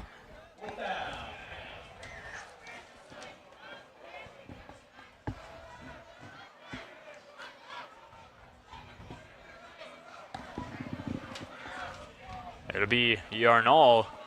Looks like to punt it away with a dangerous Sawyer back to return. Sawyer's going to let this one bounce. Fielded off the hop, and Sawyer's off to the races. Makes one man miss. Down the sideline, still on his feet. As he brings it inside the 20-yard line, a great return there. Boy, have we been seeing just a clinic being put on by Andreo Sawyer this time. Catching that ball on the run. That is no easy feat to start off that punt return, but he does it, runs straight through the ball, makes a man miss, continues down the sideline, keeps the legs churning, and again, that 6'2" frame is just tough to bring down, running through Hawks on his way down the field. Yeah, such a physical runner, but also saw him right there, just able to put the brakes on in a hurry, let someone fly right by you, and all of a sudden you're right back at full speed. Yeah, beautiful change of speed that time from Andreo Sawyer. You do not see that every day. So more good starting field position for Unity as they'll take a shot downfield, alone in the end zone, overthrown by Schwartz. Was looking down there for Isaiah Giddens. Just couldn't quite connect that time, but the look was there. Yeah, you talk about the arm talent from Schwartz. He's going to get on this naked bootleg, trying to make something happen downfield, and his arm kind of carried Giddens a little bit too far out to be able to make that play, but a nice effort from Giddens trying to lay out and go full extension for that one, but a missed opportunity for the Lions to put up another 7 points. Yeah, it's the first real shot we've seen them take downfield, too, something they've done so often this year, but really the first time we've seen them throw beyond 10 yards tonight. Unable to connect on that one, but definitely something that they're not afraid to keep trying. This time they do get it to Giddens on a little shovel pass up the middle, good for about 5 yards. That's a little Patrick Mahomes-esque, if you will. You don't see that often at the high school level, but nice creativity to get some positive yardage that time on the little shovel pass. Yeah, 3rd down and 5 now after not getting anything on first, able to make it a little bit more manageable there with the 2nd down play call.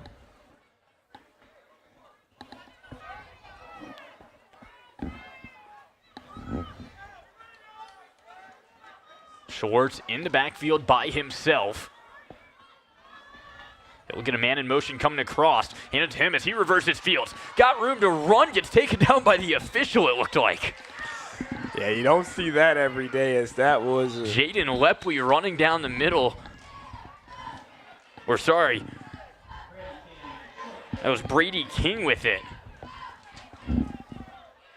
As that official might have saved a touchdown. Yeah, you do not see that one every day. As we get another look at it, the official just taking him out with the left shoulder. Credit the Zebra with a tackle on that one. But still an excellent run there by Brady King, as you saw him on that jet sweep looking and all of a sudden reversed back to the short side of the field and had so much room to run there. As Schwartz looking to throw, he'll get it out, and a big tackle on the outside. Aubrey Young once again making a play on the outside for the Hawks. Yeah, the quarterback also their leading tackler on the other side of the ball, so just kind of doing it all over the place. That was Brady King again. Yeah, just the way he's able to fly out to the ball that quickly, especially after playing quarterback for a full series, turning around, coming right back out, and playing defensive back. Just a tremendous job by Young. So 2nd down and goal now from the 5-yard line.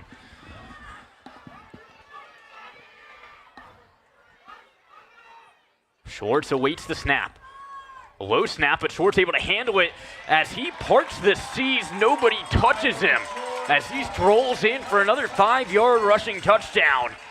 Yeah, I saw some Hawks make some business decisions on that one when they saw the big boys up front coming at them full speed and full sprint, and just, like you said, parted the Red Sea that time for Schwartz to be able to walk in for his 3rd touchdown of the night. Yeah, Elliott Whiteside and Davis Blankenship up front, asking how they like their pancakes with or without syrup as they cleared a path there. Yeah, and they are just dominating the interior of this offensive line to be able to open these holes up for Schwartz. And when they're able to get the ball into the red zone and within 10 yards away, it's pretty much automatic for the Lions. So another excellent start field position-wise as we get another look at that one there. Just not much you can do about that type of size. Yeah. But like I was saying, Unity starting to drive again with some great field position, taking advantage.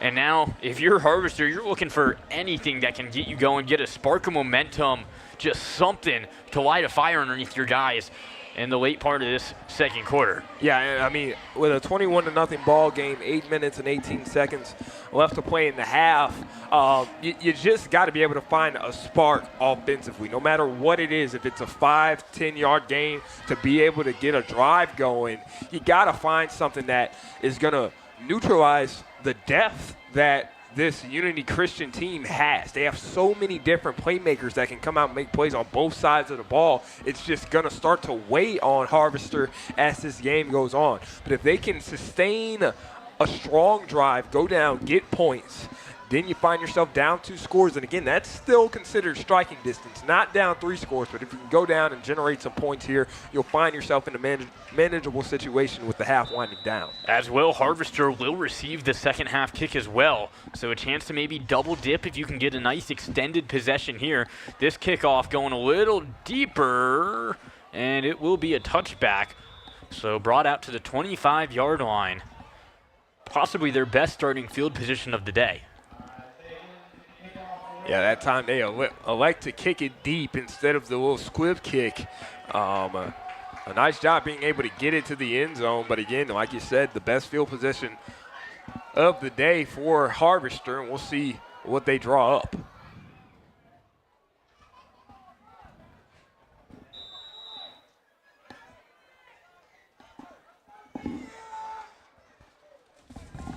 As the ball on the 25-yard line, 1st and 10 now for Harvester. Aubrey Young seeing if he can command this offense and get him down in the end zone. As he fakes the pitch, he'll run the other way and drag down by the ankles what looked like a promising run for Young. Guess ends who? up short. Your guy, William Wilson. Well, I tell you, William Wilson is just such a monster. When he sees a ball carrier get to the 2nd level, they are getting tracked down by number 20 in gray and blue. Big time play from William again, making plays, man. That is terrific. Yeah, Young looked like he had about the most room he's seen tonight. Thought he was going to be able to break off a chunk play, but all of a sudden, William Wilson's got your ankles and you're not going anywhere. Yeah. As Young takes the snap on 2nd down. He'll elect to run this one, a little bit more room. Makes one miss, and that looks like it'll be good for a 1st down. A good run there by Aubrey Young. But you look at how hard Aubrey Young's having to work to be able to pick up positive yardage. And once he gets to that 2nd level, he's being met by guys like Andreo Sawyer, who are literally just waiting on him. Feet planted in athletic stance, ready to make a play. But a nice job by Young, able to make something out of nothing that time and get a new set of downs for his team. Yeah, so like you said, fresh set downs, 1st down and 10 from the 32-yard line. One of the more promising starts to a drive we've seen tonight for Harvester. And they just got to find a balance of both run and pass and being able to use their personnel to their advantage. As Young gets a little shifty there, but only for about a yard. And again, I'll say it, guess who? William Wilson coming up with another big-time tackle just head-hunting Young every single time, going around a blocker, shedding that block, getting to the legs, and using the strength to bring him down, setting up still a 2nd and long. Yeah, they'll give him about a yard on that play. Young had to put on the moves to get that yard, too. Yeah. An impressive juke move behind the line of scrimmage, but it yields him only a yard. Yeah, now his twin brother, Austin Young, will join him in the backfield. We'll see if they try to get him involved. It'll be a handoff to the other Young, but he'll get right back to the original line of scrimmage, loses a yard, makes it 3rd down and 10. Yeah, the big man, Elliott Whiteside, that time showing that the majestic bear on the outside can get a little active with the feet, tracking down the ball carrier and bringing him down. A nice job by the big man, Whiteside.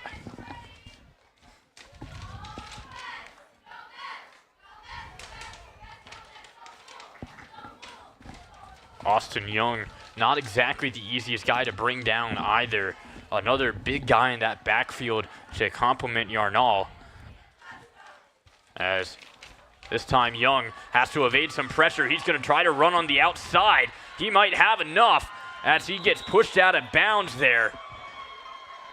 A good run there by Aubrey Young. Good enough to move the chains on a big 3rd down and 10 conversion.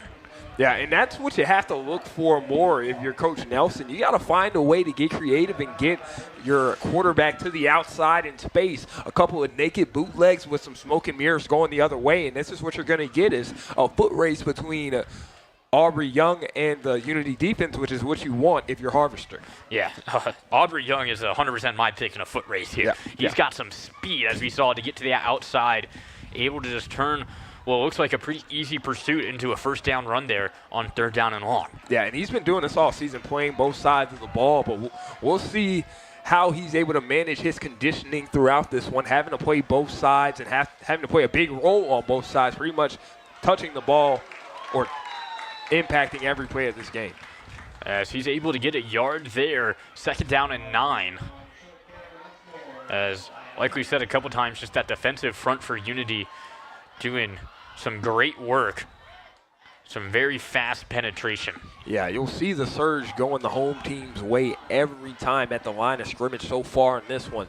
They are just being physical at the point of attack, using great hand placement to be able to displace the opposing offensive linemen, and it's spelling a disaster for the ball carriers. There's a little bit of trickery there. Young throwing downfield, but an excellent pass breakup. But a flag down. Blake Hall was the one in coverage. He might have arrived a little bit early. Yeah, he was looking for Dresden Tolliver that time on that crossing route. A nicely designed play. We'll see what the call is, though.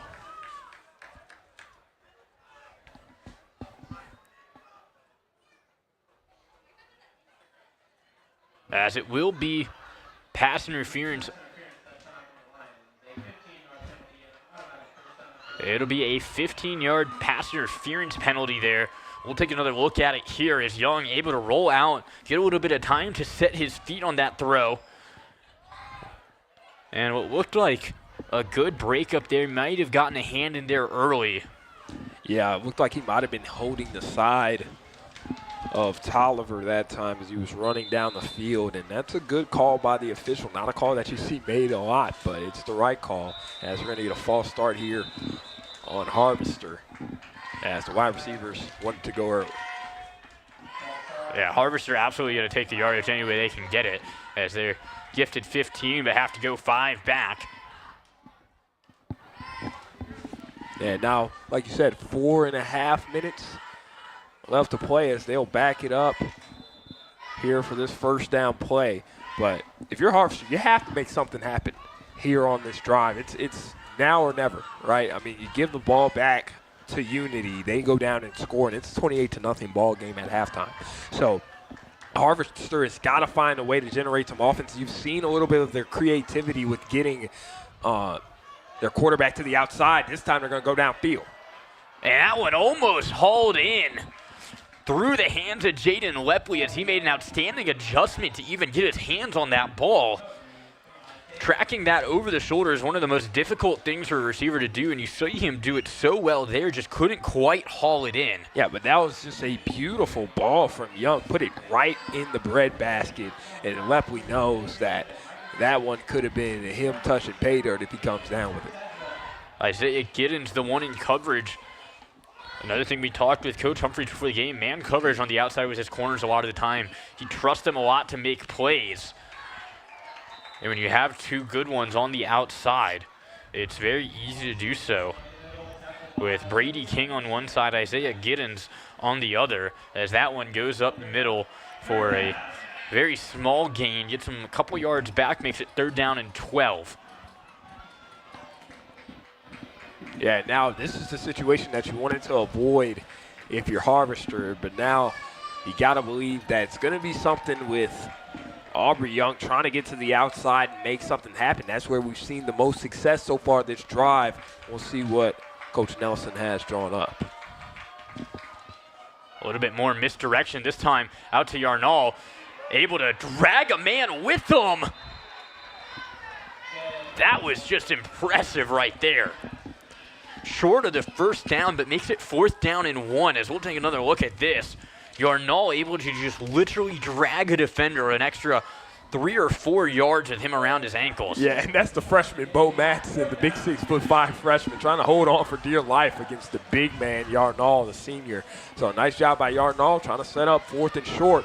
We'll see what Unity can do defensively to try to thwart this drive and get it back to their offense. These 4th down and 1s haven't come easy either today. Harvester's been stuffed a couple times in short yardage situations by this front. If I had to guess, 44 would be touching the ball in some form or fashion, even though he's lined up as an up back.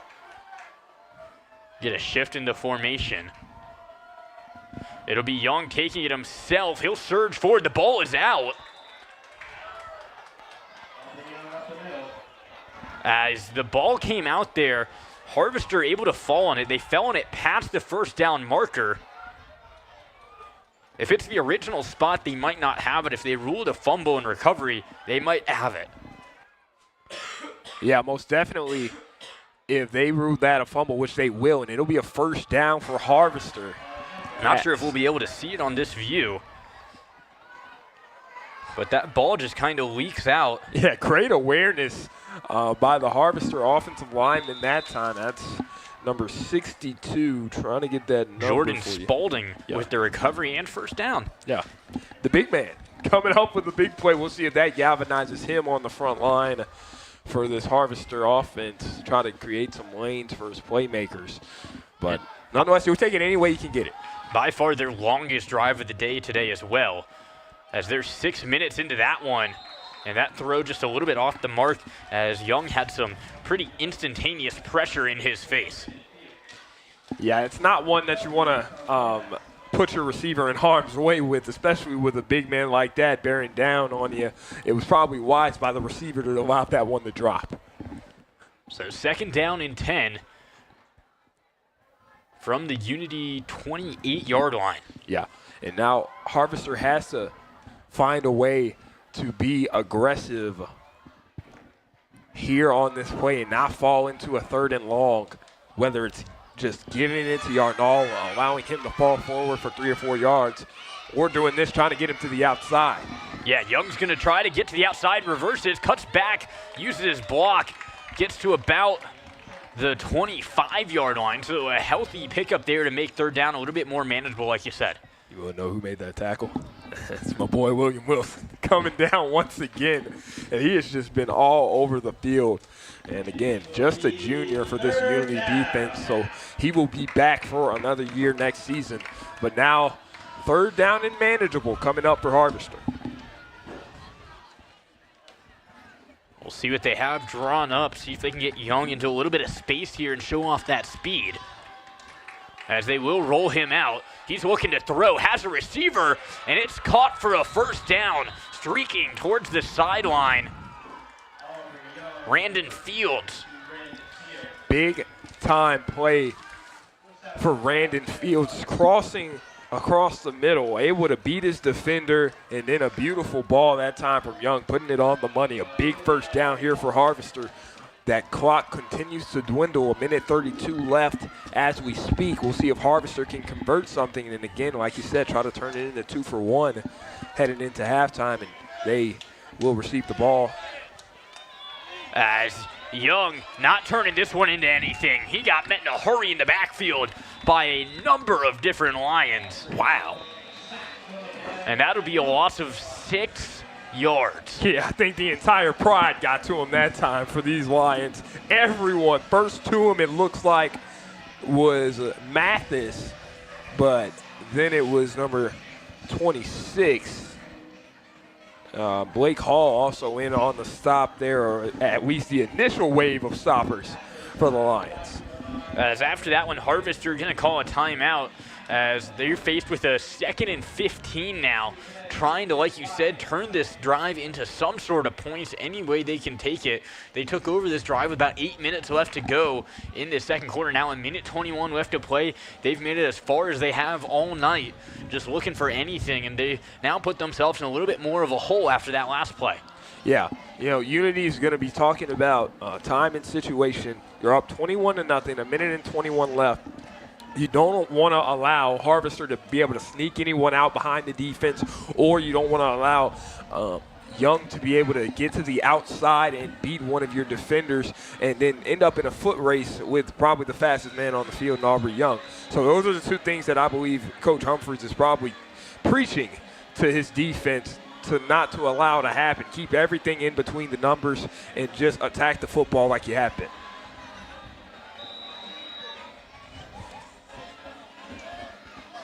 As Harvester's been a little bit better about running some misdirection, just trying to catch Unity off guard this drive. This one, blitzer straight up the middle, and it's intercepted. Unity gets it right back. Guess who? Guess who? William Wilson with the interception. I'm not sure what Young was throwing to there, but he had pressure in his face immediately and just had to get rid of that one. Williams in the right spot, get his hands underneath that one, and it's Unity ball with 1:20 left to go in the half. Yeah, looked like Young saw the pressure coming and was just like, I just need the ball to be anywhere but here. And it ended up in the hands of William Wilson, and now Unity with a chance to put an exclamation point on a big-time half that they put together in this one. Yeah, turned out he needed to be anywhere but there or in his hands. Exactly. As Unity going to get a good run, but likely coming back due to a hold. As that flag came out pretty quickly on the outside. We'll wait the call from our officiating crew here tonight.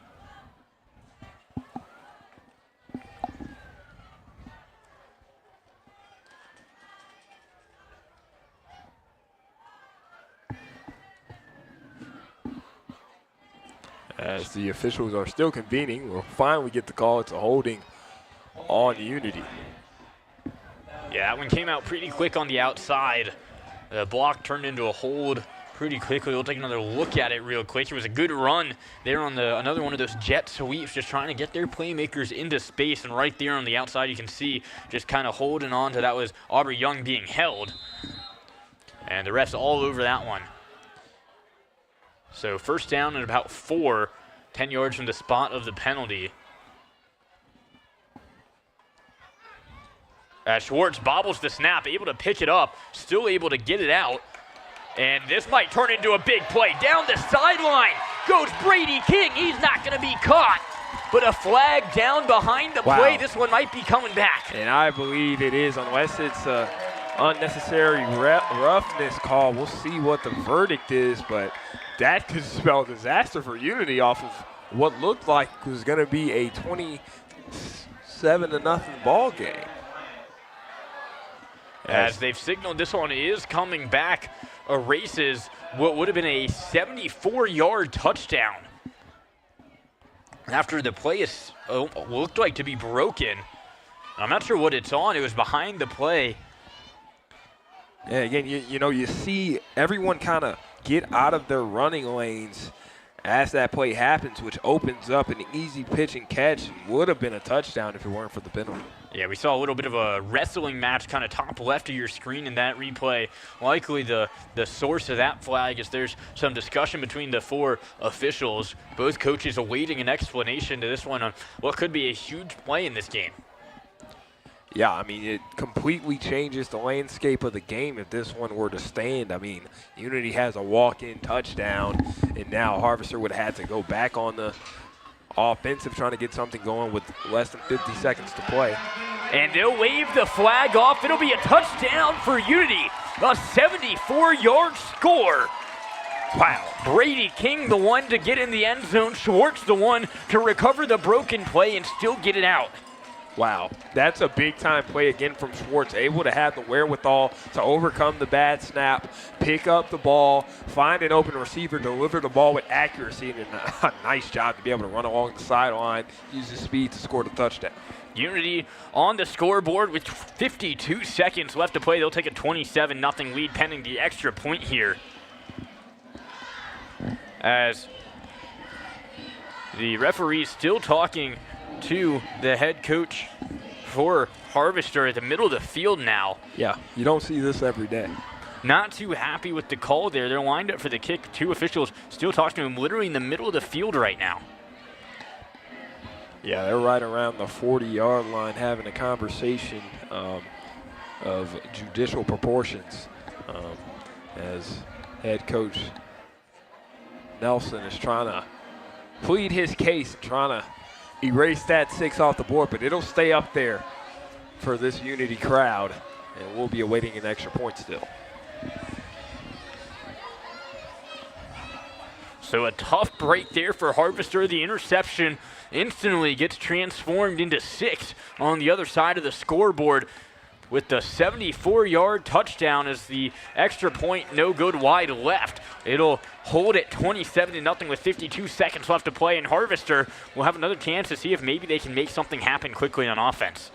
Yeah, and this is a situation where if you're Coach Nelson, you don't want to have your quarterback Young come out after playing an entire defensive series and try to wear himself out before the half trying to get something going, but you also don't want to give the ball back to Unity in scoring position. So we'll see how Harvester comes out on this drive and if they're aggressive or if they just try to take a knee and get to the half.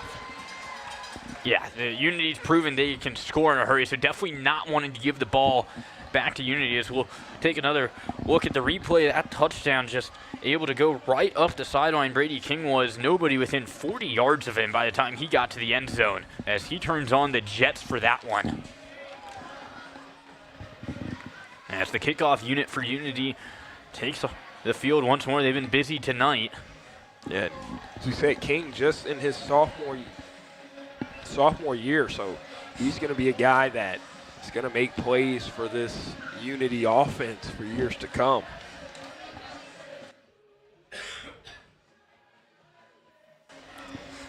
Giddens with the kickoff again for Unity.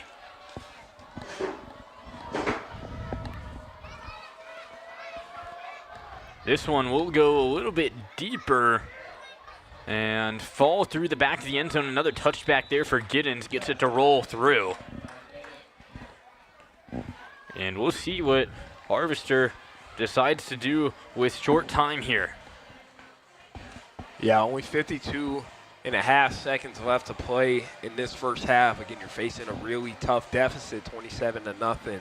And they've really missed Drew Nicholson as a wide receiver and a go-to guy for Aubrey Young. And he really can open up the field with his ability to get open and win one-on-one matchups. And without him, that kind of takes away a dimension of this Harvester offense. As Young looking down the field, has a receiver. Easy throw and catch. Brandon Fields hauls that one in just past the sticks and gets out of bounds to stop the clock.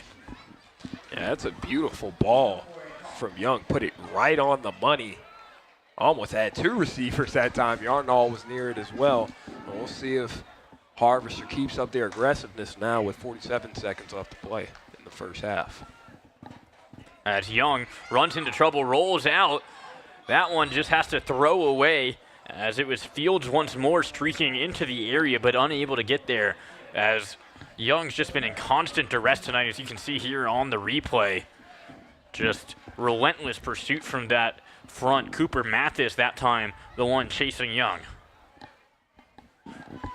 So 40 seconds left to play, 2nd down and 10 now for Harvester.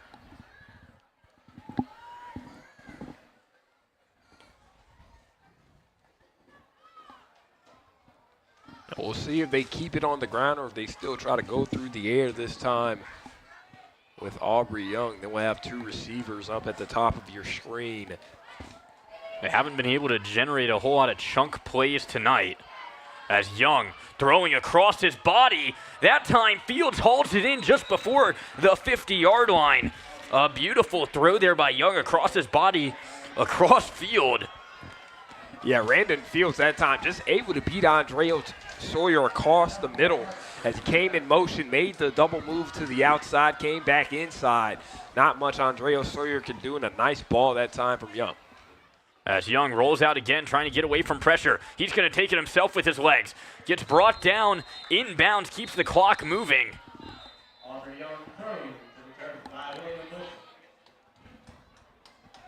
And it looks like Harvester's going to call another timeout here to stop the clock, as Young just had to take off on his own on that one. Nowhere really to go, and once more instant pressure via Cooper Mathis flying into the backfield.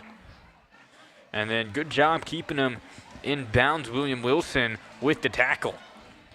Yeah, again, William Wilson has been all over the field in this one for the Lions. Just every single play, it seems like he has a hand in stopping it. And again, you said Mathis as well. He's been in on a lot of those initial pressures, getting Young off balance. That's made a huge difference for this Unity defense as well. And the crowd has been loving the show. Yeah, Harvester's going to need to make it 50 yards in 20 seconds. No more timeouts. They haven't, like I said, been able to generate a whole lot of chunk plays up to this point. And, I mean, without your deep threat, again, number 7, Drew Nicholson, who looks like he's out for the night.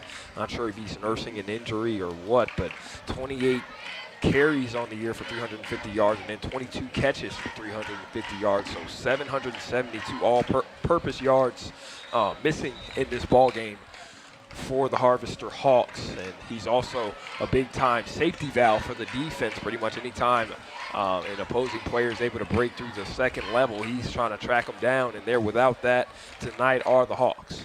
A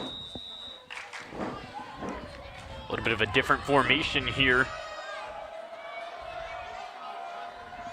As this time it's Jarnell.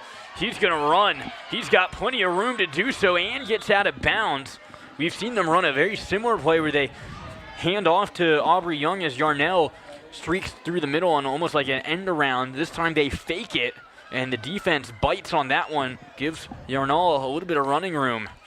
Yeah, and you just have to be creative.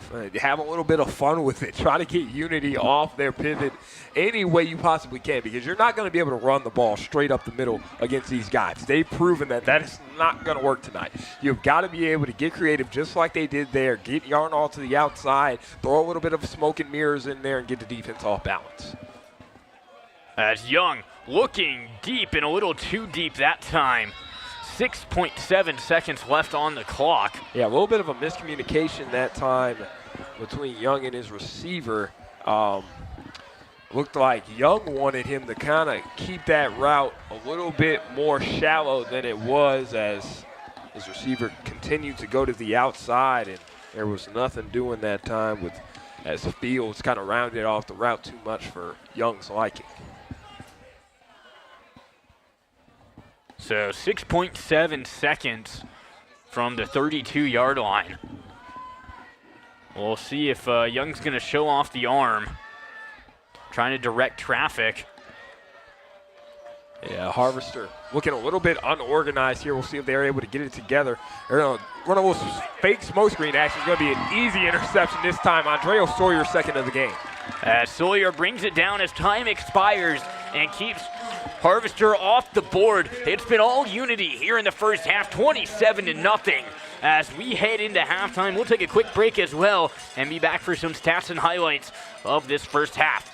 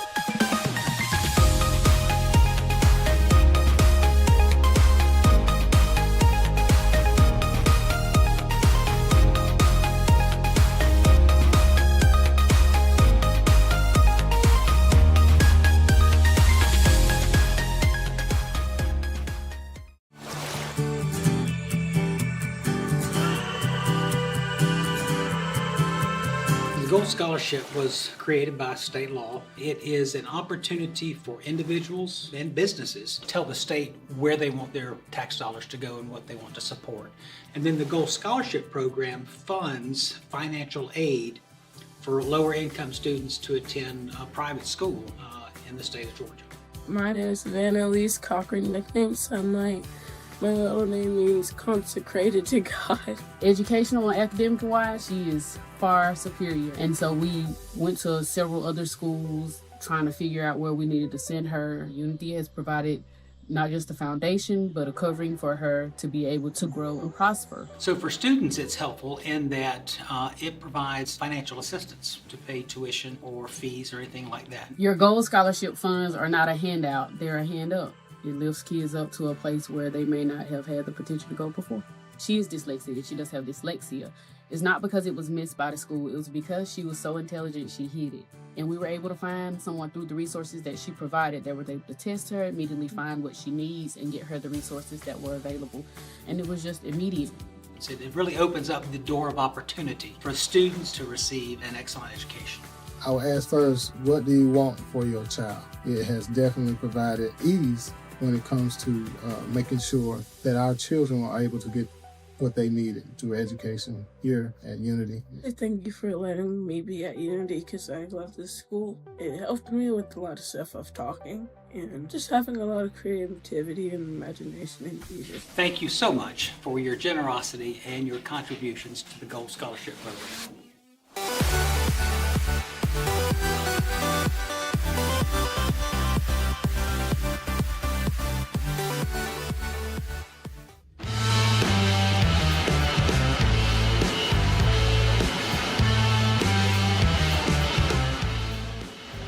Back here during halftime, Unity cheerleaders on the field putting on a show for the home crowd here who's loving everything that they've seen tonight, Aaron. It's been all Unity in the first half. What's kind of gone right for them so far?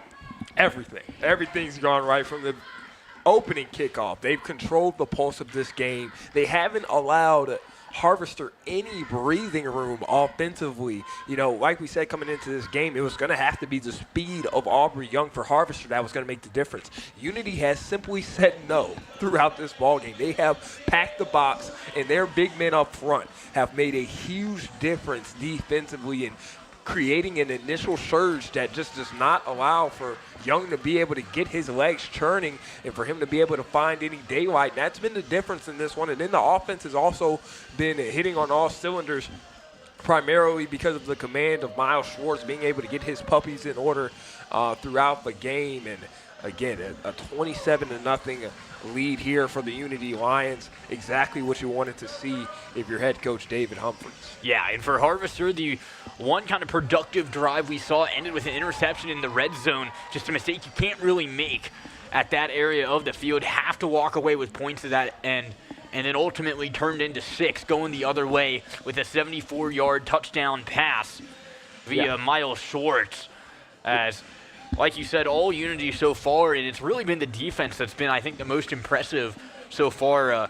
We talked with Coach before the game, David Humphreys, and in the pregame show, he said he tempts his defense every game with a shutout. If they get the shutout, they get donuts, and they might be smelling some donuts tonight. Yeah, they can smell the Krispy Kreme from a mile away, and I tell you, somebody who's going to be leading them to those donuts is going to be our boy, William Wilson, number 20. He has been tremendous. He came down with that interception, that drive-stopping interception that really kept the game in Unity's favor, didn't allow the momentum to shift. But not only that, he has been all over the field, making play after play after play out of the linebacking core for Unity. So he's been the guy defensively. And then again, like we said, offensively, Miles Schwartz has just kind of weathered the storm, made the right play throughout this ball game, and that's what Coach Humphreys wanted going into this one. He didn't want his young quarterback to come in and feel like he had to force things, and the young quarterback has responded in a great way. And yeah, going into this season, there were some questions as far as how Miles Schwartz would settle into his starting quarterback role with the departure of Evan Whiteside, who was their previous quarterback. he's come in and just settled tremendously into his role. Again, 1,037 plus passing yards coming into this one, and 20 passing touchdowns coming in. Again, just had his first interception in their last ball game of the regular season, had that bye week coming into this game. And he's just continued to show that he is going to be the quarterback of the future for for Unity Christian. And he's just been tremendous to watch him make decisions, be decisive with the football, and just find his way to the end zone and cap drives off with that QB power that we've seen so many times. And for Harvester, they just have to be able to find a defensive spark. If they're going to be able to claw their way back into this ball game, it's going to have to start with the big boys up front. They're going to have to adjust and be able to counter what Unity has done so far in this ball game as far as the line of scrimmage goes. Yeah, absolutely. It's been that surge at the line of scrimmage that's really been the difference on offense and on defense for Unity. Able to apply some pressure to Aubrey Young in a hurry on defense. And then offensively, we've seen the big guys up front just get after it, clearing lane after lane for their quarterback and running back. And they've absolutely made the most of their opportunity here tonight. And it's retreated to another football game down on the field. Some students getting after it here tonight. And also a special shout out to our Northwest Georgia media crew, taking care of business up top with the cameras tonight, getting us some beautiful angles as you've seen throughout this ball game. So shout out to them for getting this one on camera for us. And now we look at this makeshift football game as we got some young kids out in some pennies and some different colored pennies trying to get something going here with a little. Not sure what this is, but it's entertaining, and we're loving it. Yeah, and with that, we'll go and take a 4.5-minute commercial. Be right back after that to take a look at some replays from the first half. Hello, my name is Michelle Roll, and I'm the Director of Admissions for Unity Christian School. I want to introduce you to the new Georgia Promise Scholarship. The Georgia Promise Scholarship is a new scholarship offered by the state of Georgia for families who live within the attendance zone of a low-performing school. The purpose of this scholarship is for families to enroll their children in exceptional educational programs through non-public schooling of their choice. Unity Christian School is one of those private schools that have been approved to offer this scholarship. It has been wonderful to see so many families who have wanted a Christian education for their children that they now have the opportunity to enroll here at UCS. If your child is currently attending public school or entering kindergarten for the first time, and you live within one of the approved attendance zones of a low-performing school by the state of Georgia, I encourage you to apply for the Georgia Promise Scholarship at mygeorgiapromise.org. And your child could receive a scholarship of up to $6,500 to go towards school tuition every year until they graduate from high school.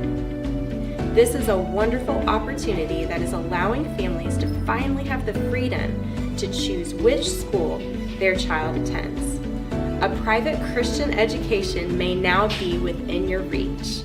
Please visit their website today and see if you qualify for the Georgia Promise Scholarship.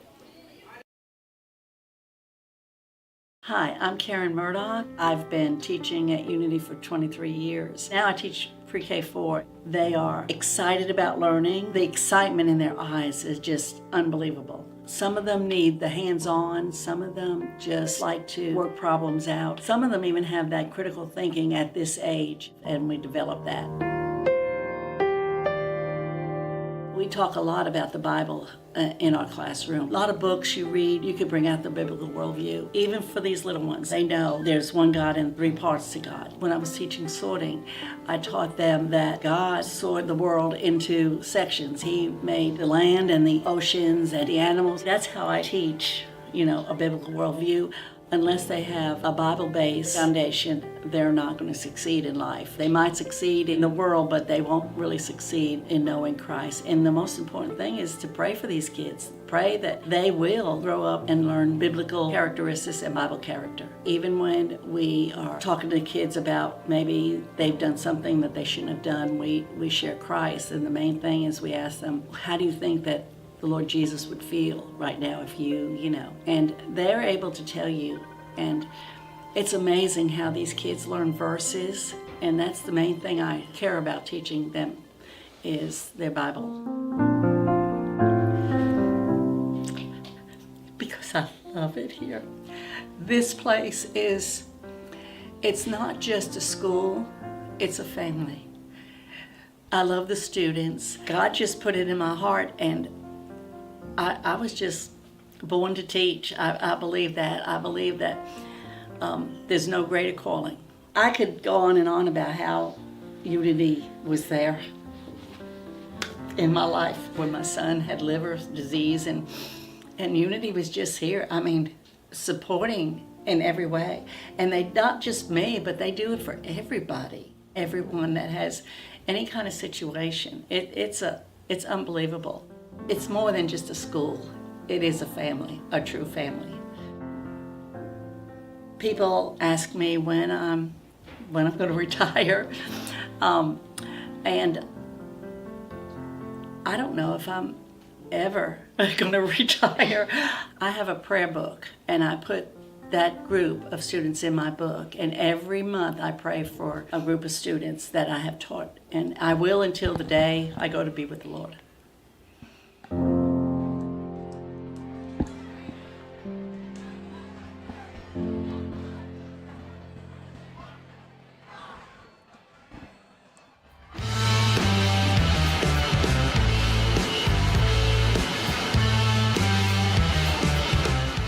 Welcome back here to Coosa High School as we've got one half down in the state semifinal here as Unity Christian in full control, 27-0, as we take a look at some highlights here for the first half.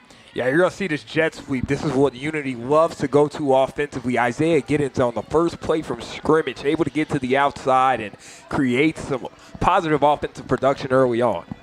Yeah, kind of set the tone going forward. That first offensive drive, a couple chunk plays there in a row to get the party started. And ever since then, it's been rolling downhill for Unity, just snowballing and snowballing, building off what they do each drive. And there it goes the other way now to Tyler Ford, the one able to bounce it outside, get some help from a blocker. And that was back-to-back plays, getting chunk yardage, winning the line of scrimmage, being able to run the ball as Schwartz able to punch it in on the third play for a touchdown. Yeah, and you just look at that balance, able to get three of your skilled players involved without wearing them out, trying to push the ball down the field, and that's kind of been the difference. And look at the kickoff coverage unit of Unity, again, just shining throughout this ball game. And then the defense has just been terrific, especially the big boys up front. The linebackers have been everywhere. This time we see Aubrey Young getting loose. It's been really tough for him to find daylight in this one, but there he does. And on this one, it was a little bit of a trick play, trying to get the ball to Young as he was able to get to the outside. But again, Unity all over it. It's been the story of the ball game. It's like Unity has the play call themselves on the other side of the ball. And this one, a nice high point from Andreo Sawyer, able to go up and get it. Yeah. And this one just nowhere to go for Aubrey Young. Kind of the story of tonight. Every time he makes one guy miss, there's another one waiting for him on the other end. And just hard for this Harvester team to get loose, even for Jed Yarnall, one of their best runners. Yeah, now you see just, like I said, the balance of this offense, able to get so many guys involved. This time, Brady King finding the edge to set up a 1st and goal for the Lions, and then we know what's coming from there. It's Miles Schwartz following his blockers all the way in, almost untouched until he touched pay dirt. And now, just again, the defensive pressure. That time, Mathis able to put the pressure on, and then Wilson finishing it off. And now this play was one of the best of the half. The punt return from Andreo Sawyer ran straight through a bouncing ball. You see the change of direction in the physicality of the senior. 6'2", just a physical run and a big-time return. And that set up another beautiful play. But that time it was Young coming up and making a big play of his own defensively. But it was to no avail as Miles Schwartz was able to come back and pick up a snap and run straight through the heart of the Hawk defense. And yeah, it's just been tough for the Hawks to really get going offensively throughout this ball game. They're going to have to find some type of rhythm, whether it's like we saw at the end of the first half, trying to get Aubrey Young to the outside and force the Unity linebackers to have to chase him outside of the numbers. That's where they saw the most success. They're going to have to try to continue to set that type of play pattern up here if they want to get back into this one. Yeah, I wouldn't be surprised to see them almost mimic what Unity's lined up in a lot of times with a little bit of a tighter formation. Give yourself room to the outside to have some space, run away. As right now it seems like every time Aubrey tries to kind of run to the outside, he's got two guys out there already because he's lining up two receivers out wide. And so I think shifting to that kind of condenses the formation a little bit more, gives them a little bit more room to run. As this was the 74-yard touchdown, we saw the broken play as Schwartz fumbles it, picks it up, and able to dish it right back outside to Brady King. He'll streak down the sideline and punch that one in for 6. They would miss the extra point until we get at 27 here tonight. Yeah, I mean, it's going to be a test of will here in the second half for Harvester to be able to muster up the grit and honestly, just the flat-out conditioning to be able to come out here in the second half and put together a good ball game. Try to give yourself a chance here in the second half. And it'll be interesting to see if Harvester tries to get their backup quarterback involved and try to give Young just a little bit of a blow. Obviously, he plays a pivotal role defensively as well, so just really tough for him to keep that motor going and virtually impossible. But they do have a competent backup in Leighton Say. He's a guy that can really come in and make a difference. So we'll see if they decide to go to him or if they just try to ride out Young for as long as possible. So we'll take one more break here before the second half of action starts here at Coosa High School. Don't go anywhere. You're not going to want to miss the second half of action.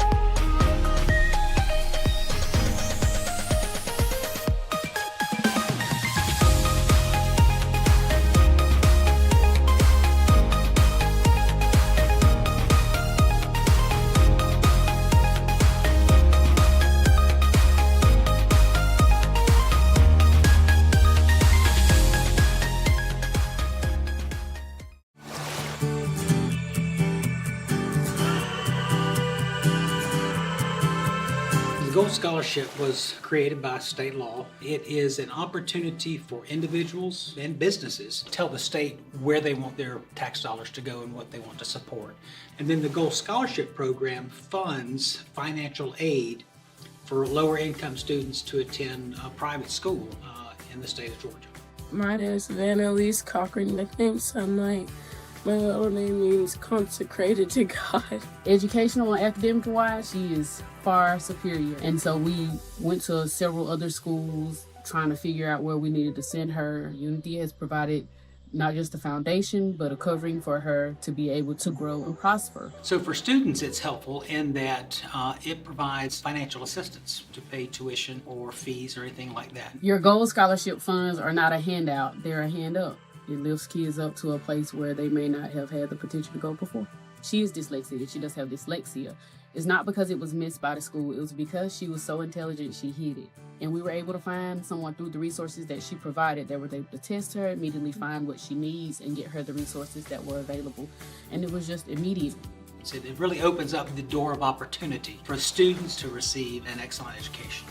I would ask first, what do you want for your child? It has definitely provided ease when it comes to making sure that our children are able to get what they needed through education here at Unity. I thank you for letting me be at Unity because I love this school. It helped me with a lot of stuff of talking and just having a lot of creativity and imagination and Jesus. Thank you so much for your generosity and your contributions to the Gold Scholarship program.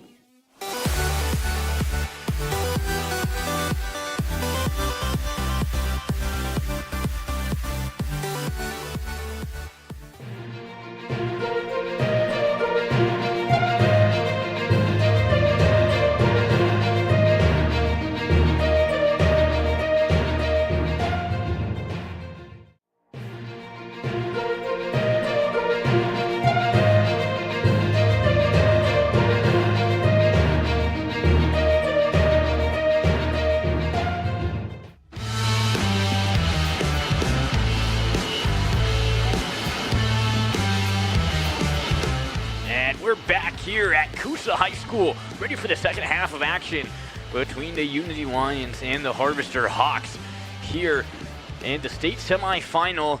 Like we said a number of times, it's been all Unity in the second half, but Harvester receives this second half kickoff with an ability to put some points on the board right at a halftime here after having some time to regroup and come up with a plan for this second half. Yeah, and they just had to honestly really enjoy those 20 minutes of time to try to catch their breath. You saw the guys kind of just gassed in the end zone, trying to catch their breath, trying to reset their minds and get ready for the second half, because they're going to need a big-time effort to try and pull off a comeback here against Unity. And Unity's not going to take their foot off the gas pedal, as we heard from Coach Humphreys in pregame. Absolutely, as we get ready for kickoff here.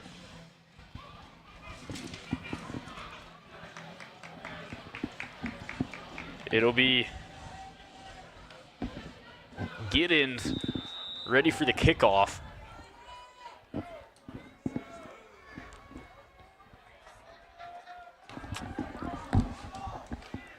As this one punted deep, and will trickle into the end zone for another touchback. Yeah, now Harvester's just got to find a spark of energy that can carry them to put some points on the board early on in this second half. Try to put some pressure on the Unity offense, because if this game continues to go the way that it has gone, Unity's going to be able to blow this one open pretty quickly. But we'll see if Aubrey has something to say about that, the quarterback for these Hawks. Yeah, this season, Unity, no stranger to blowing things open. As, like you said, that score differential in the open has just been absolutely dominant so far this year. Yeah, I'm trying to pull that one up. I believe it was 476, I want to say, to 46. And again, 22 of those points came from Harvester earlier in the season. It's 473 to 46. So that's... I can't say I've ever seen a stat like that but throughout the course of the season, especially this deep into it. But again, Unity has had just a magical season trying to cap off a perfect year. As the quick out, this time the other Young gets it, and he'll get obliterated at the 15-yard line. Yeah, Blake Hall in on that tackle. And it looks like he was joined by number 80, Joel Sims, as well, as the first ones to that play. And again, just the screen game has just not been there for the Harvester Hawks in this one. They try to be consistent and continue to go to it, but it's really at this point just setting them back behind the sticks. As Young takes the snap, runs into pressure, has some room up the middle, able to make something happen with his legs. He dances along the sideline and gets out to the 37-yard line as a flag comes in from behind the play. Yeah, it'll be interesting if they're going to call a late hit possibly on the Lions, or because that was at the very tail end of this play. As the referees huddle up to discuss. Yeah, not quite sure how that one could be on Harvester that late in the play. As the official, not quite sure of what he's about to tell to the general public. He wants to have another word with his line judge. And it will be against Harvester. It'll be a holding call against the Hawks. As we'll take another look at things here. Young able to just make something happen up the middle with his legs. Like you said, that did come in pretty late. Keep an eye on Yarnall there. Able to maybe I'm not quite sure who that penalty was going to be on, but nonetheless. Not quite convinced. Yeah, the Hawks get pushed back. It could have been on another part of the play that we couldn't quite see, but nonetheless, again, the Hawks behind the sticks. As this time a pass dropped. It looked like it was going to be complete to Jaden Lepley. Instead falls through the hands of the freshman receiver. How about Andreo Sawyer really just ripping that one away defensively? Got that long arm in there and knocked that ball away. Otherwise, Lepley would have had a completion and maybe some green in front of him to run. So 3rd down and 7 for Harvester coming out of the half. As take a look at this break up here by Sawyer, just punches it out perfectly. 2 interceptions on the day for Sawyer as well.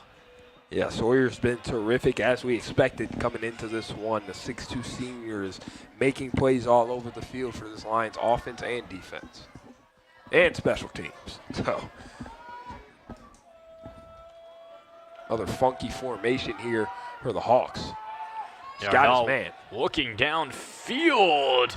Wow. Has it broken up. Wrestled away there from, that was Randon Fields, the intended target. Yeah, Randon Fields had to step on Sawyer, but again, the length of Sawyer and that ball just a touch behind Fields made him have to come back to that ball and try to make a tough play over the lengthy Andreo Sawyer, and that's just not going to happen too often. 4th and 8. Out on the play for Harvester. We'll see what they decide to do. Deep in their own territory. And it looks like they're just going to go for it. Yeah, the Hawks have shown no fear trying to go for it on 4th down. I believe we've only seen one punt from Yarnall in this one. It's been mostly the offense out on 4th down.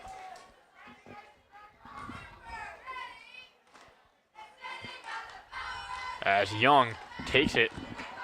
Doesn't have anyone to fake the handoff to. Still finds a receiver somehow. Down the field. What a play there, Austin Young. On the receiving end of it. I don't know how that one worked out, but it did. Looked like Austin Young will twin the twin connection that time, as that one was broken from the start. But somehow Aubrey Young able to find his twin. He's somewhere up there. He lets it fly, and Austin Young right there to make the play. But how about the effort from Isaiah Giddens, able to grab hold of the jersey of Austin Young, hold on for dear life for 5 yards, and bring him down out of bounds. That's really a touchdown-saving tackle. Yeah, we talked to Coach earlier about just kind of the plays that Aubrey Young's able to make, and just not something you can coach, and that's one of them right there. As Yarnall able to stumble forward on a 1st down run for a gain of 4. Yeah, and again, this is something I wish, like, if they were going to be aggressive running the ball early on, you wanted to see Yarnall get those early down carries on 1st and 2nd down, try to set the tone for that possession, but it's been mostly Young trying to run in between the tackles, and it just has not worked out for Harvester. As Yarnall able to run between those tackles, picks up about 6 on the play. Yeah, big physical runner is Yarnall, and head coach David Humphreys wants to have a word with his defensive unit, specifically those linebackers, try to coach them up a little bit on hitting below the thigh.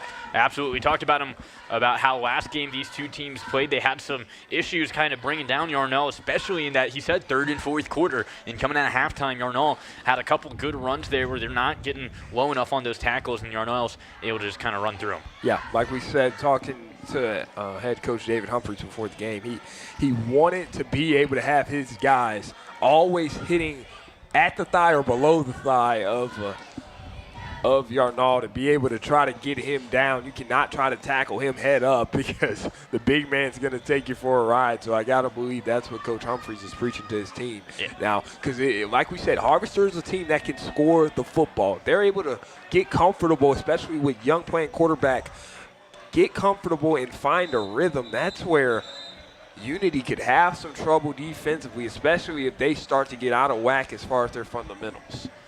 Yeah, absolutely. You could tell he was a little bit fired up calling that timeout.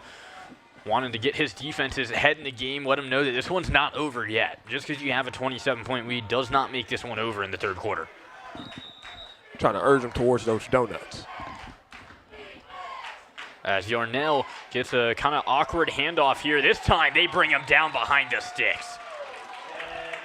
Boy, how about the effort from William Wilson and Brady King that time, tracking that play down, diagnosed it early on and attacked it. Beautiful job by the linebacking core and the defensive back.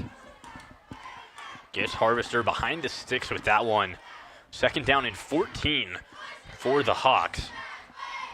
Not the place you want to be versus Lion defense. Yeah, 9.5 minutes and counting to play here in the 3rd quarter. Harvester has to get moving. Young rolls out, looking for a receiver, all alone down the field. Good throw and catch as a big chunk play there for the Hawks. Dredson Tolliver on the reception. The big tight end for Harvester getting things done in the pass game. Yeah, nice job, nicely drawn up play to get Young to the outside in space. And then Dresden Tolliver, he's a guy that's going to be a problem for years to come for Harvester. Believe he is just a sophomore, if I'm not mistaken. Only 15 years old, showing off that he has a bright future. As they try to bounce that one to the outside, the ball comes out. Unity's got the football. No signal from the officials yet. Not sure if he was down or not. Unity thinks it's theirs.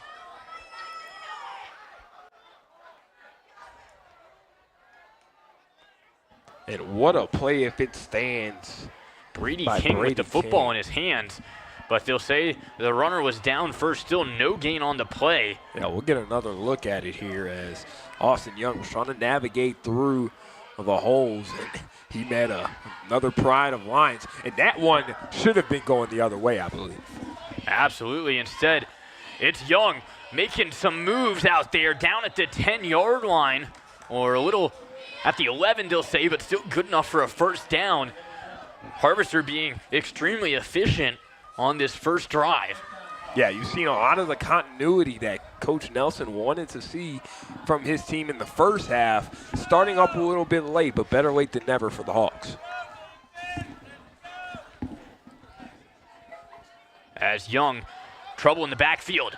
He's making a man miss, running all over the playground, diving for the pylon, and touchdown. Harvester on the board here tonight in this third quarter. Aubrey Young getting it done.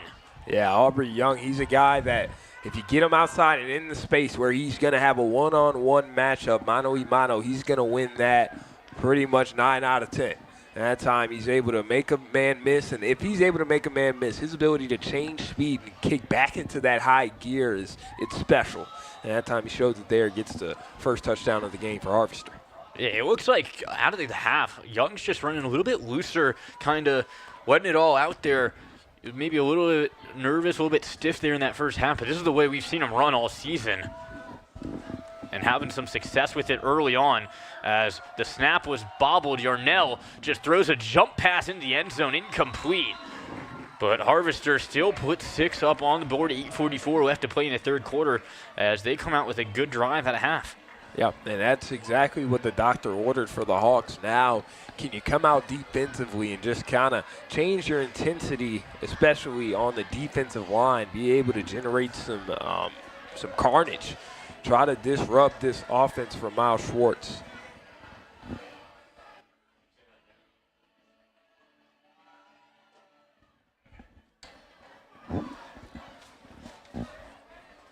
There's a good individual effort there by Young, puts 6 on the scoreboard.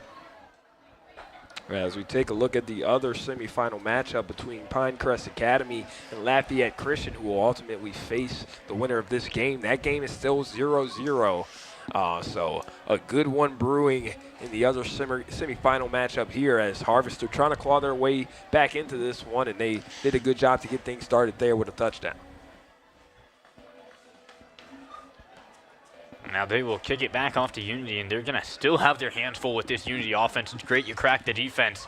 Now arguably the tougher task, cracking this offense. Yep, being able to, again, disrupt the rhythm of Unity, and the only way that I see the Hawks being able to succeed in that is being able to create a surge on the defensive line and be able to get some pressure on the quarterback and pressure in the backfield.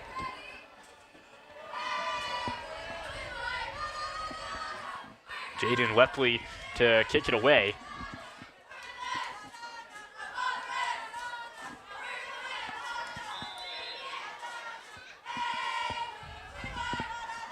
Onside kick here.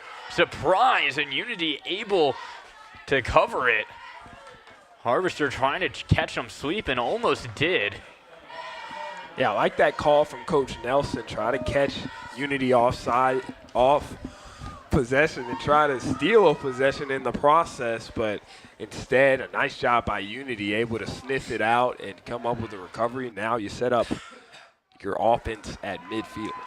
Yeah, it helped that that kick was a little bit of a slow roller, kind of gave Unity a little bit of a buffer time to react as it didn't quite make it 10 yards fast enough. Yeah, but with the way Unity's offense has played throughout this game, I mean, what's really the trade-off? Giving them 30 more yards that they were probably going to be able to pick up anyway.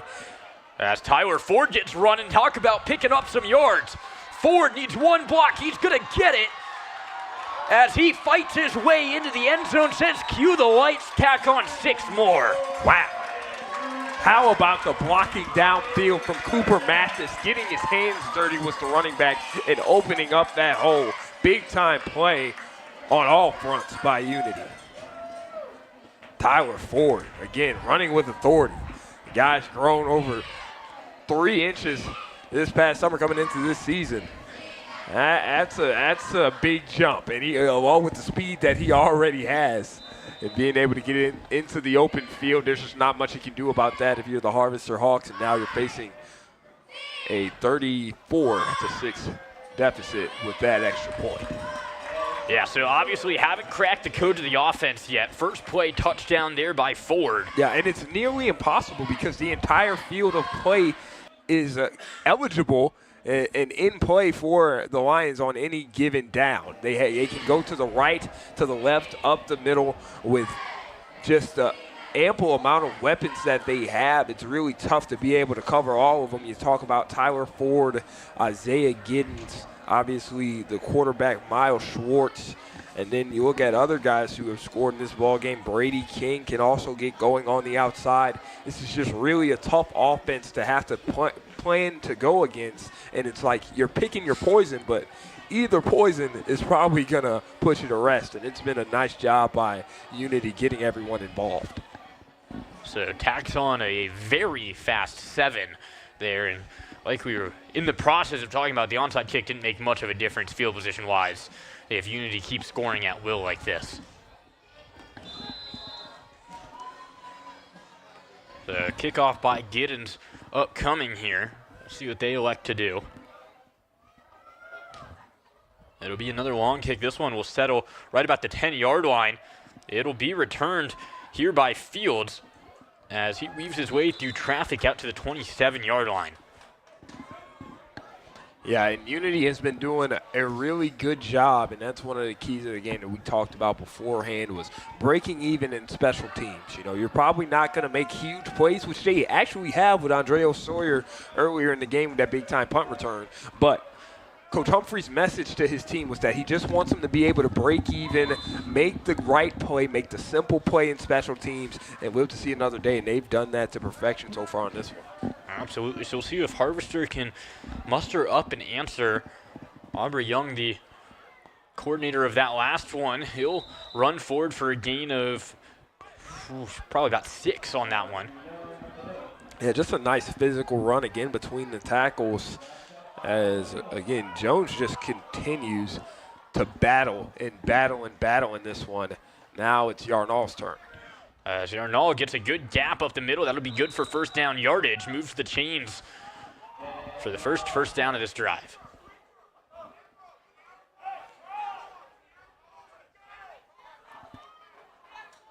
And he just running through people, dragging as many Lions as you can for that first down. A nice job by Yarnall. So we'll see if that 1-2 punch between Young and Yarnall will continue.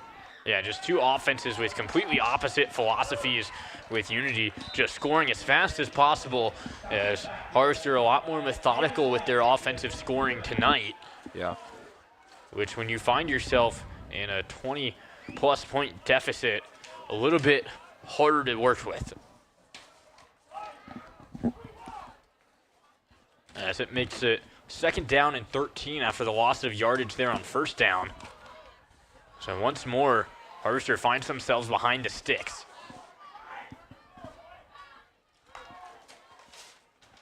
Young fakes the handoff, rolling out, has pressure. Yarnell comes up with a big catch, somehow avoids the big hit. I mean, that was, on any other player on the field, a massive hit stick there. And instead, Yarnell just keeps going. Yeah, he just bounces off a defender that time.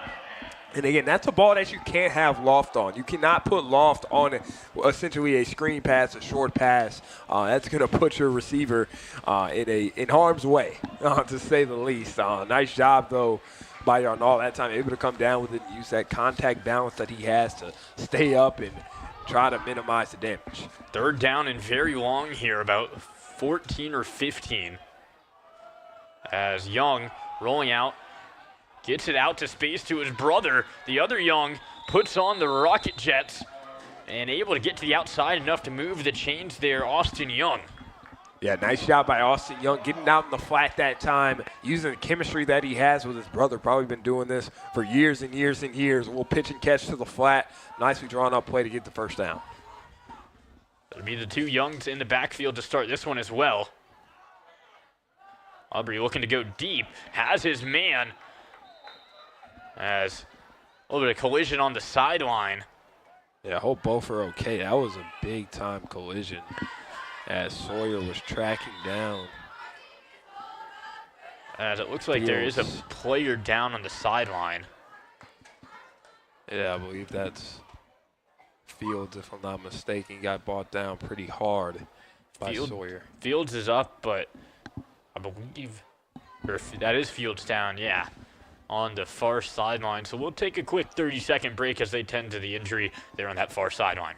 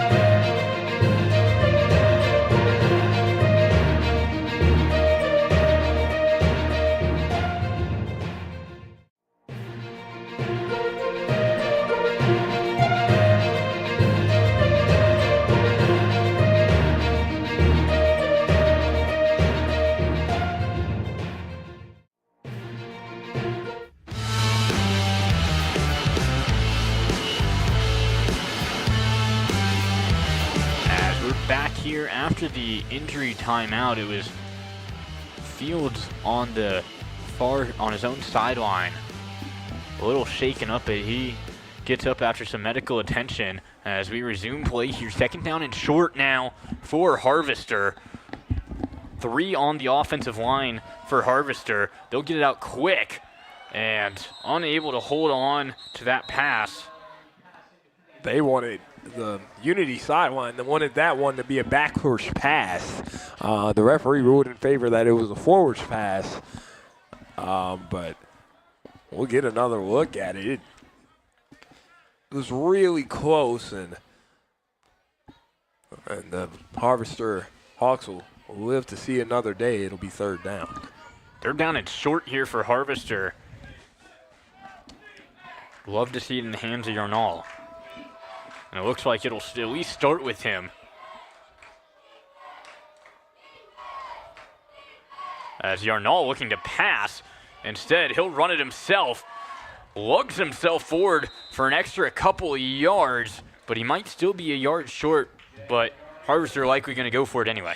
Yeah, he kind of made it tough on himself. I guess that was a designed pass for Yarnall, but ultimately he ended up running forward anyway. He could have just took the snap and tried to bludgeon his way through the defense for a first down. Instead, it's 4th and short. Yeah, it'll be a long, pretty short 2, it looks like. So we'll see what the play call is here. Looks like it'll be Austin Young getting the snap this time. Before we get a big shift here, Aubrey Young now back to the natural quarterback position. Out quick now to Yarnall, but nowhere near the line to gain. Wow, what an adjustment by the Unity defense. Able to pivot to that mass shift pre-snap from Harvester and then attack the football. How about Andrea Sawyer taking on the big man, going to the knees and making the play?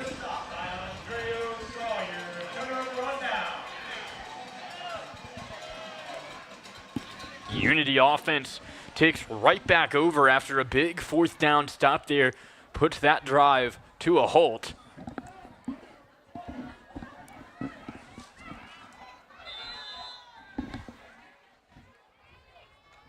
As a handoff now, as another big carry.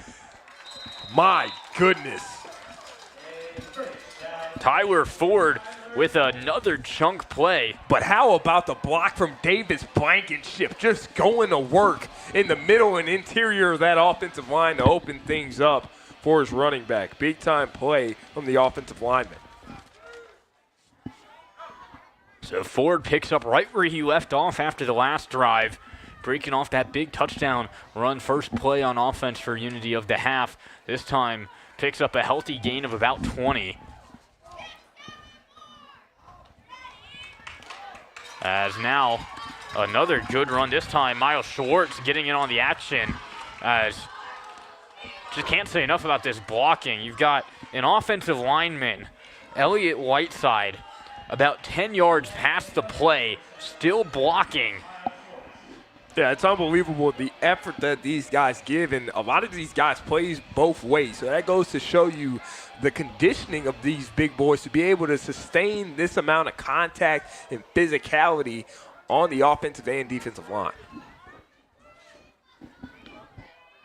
Schwartz looking to tack on another 7 here in the late part of this third quarter. Ford will come in motion as he cuts back immediately.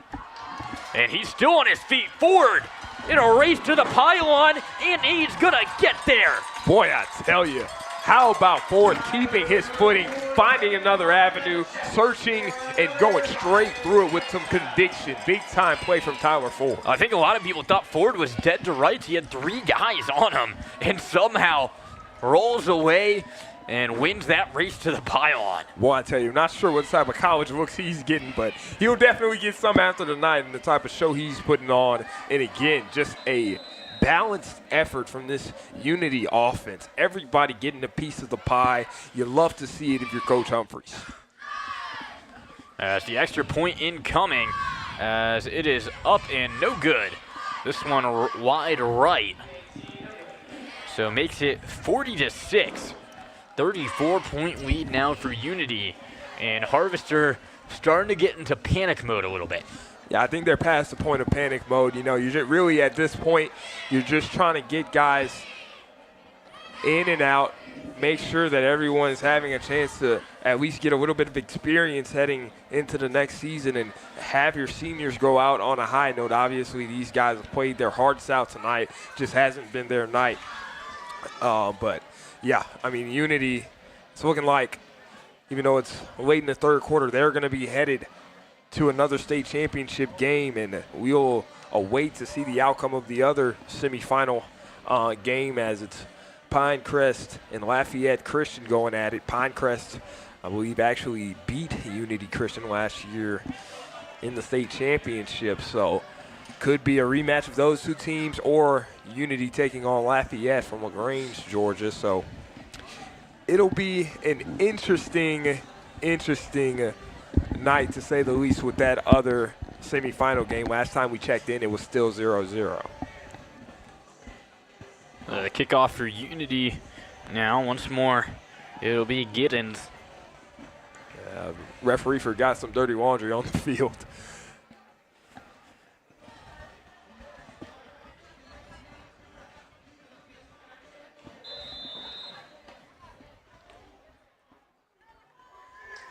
That's the kickoff incoming now. A low kind of knuckleball finds its way out of bounds, a flag down. Be a little better field position there for Harvester. And now it's just if they can take advantage of it. Yeah, and at this point in the ball game, you just got to pull out all the stops to try to keep the morale up for your team, draw up some creative plays, which they've done throughout the second half. Again, with that first drive, it looked like Harvester might have had some life in this one, but Unity has really shut the door with the last couple of possessions, both on offense and defense. Its last drive was just a statement drive, running the ball straight up the middle time and time again and allowing the big boys up front to take care of business. As it'll be Aubrey Young back in command still. As we've seen flashes of what we know he can do, and other times just this defense a little bit too much for him to handle both in the pass game and on the ground. Yeah, I mean, it's just so difficult when you're seeing this many guys in the box. Unity kind of selling out to stop the run, and it's worked to perfection. As a flag comes down as Aubrey fights tooth and nail to get 3 yards on the play. We'll wait to see what the penalty marker is for.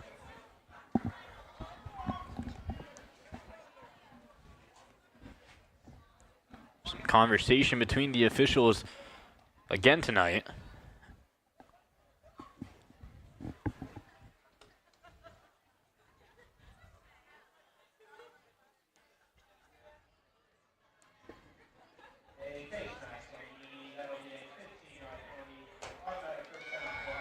As it'll be a face mask there on Unity on the attempted tackles. We'll take another look at it. Just kind of, yeah, definitely got the face mask there of Aubrey Young. And it'll move the ball up another 15 yards for Harvester. And a good break there for the Hawks. Yeah, it didn't look like anything unsportsmanlike. Honestly, just looked like an unlucky use of the hands on that one and hand placement. Just the jump cut of Young springing into the face mask. But the Unity Lions respond in a big way, and it's going to be a big man touchdown. He's going down the field, Elliott Whiteside. The big man touchdown, like you said. Wow. Bad turns into worse for Harvester, and everybody eats on Unity. Man, the big man. Talk about just the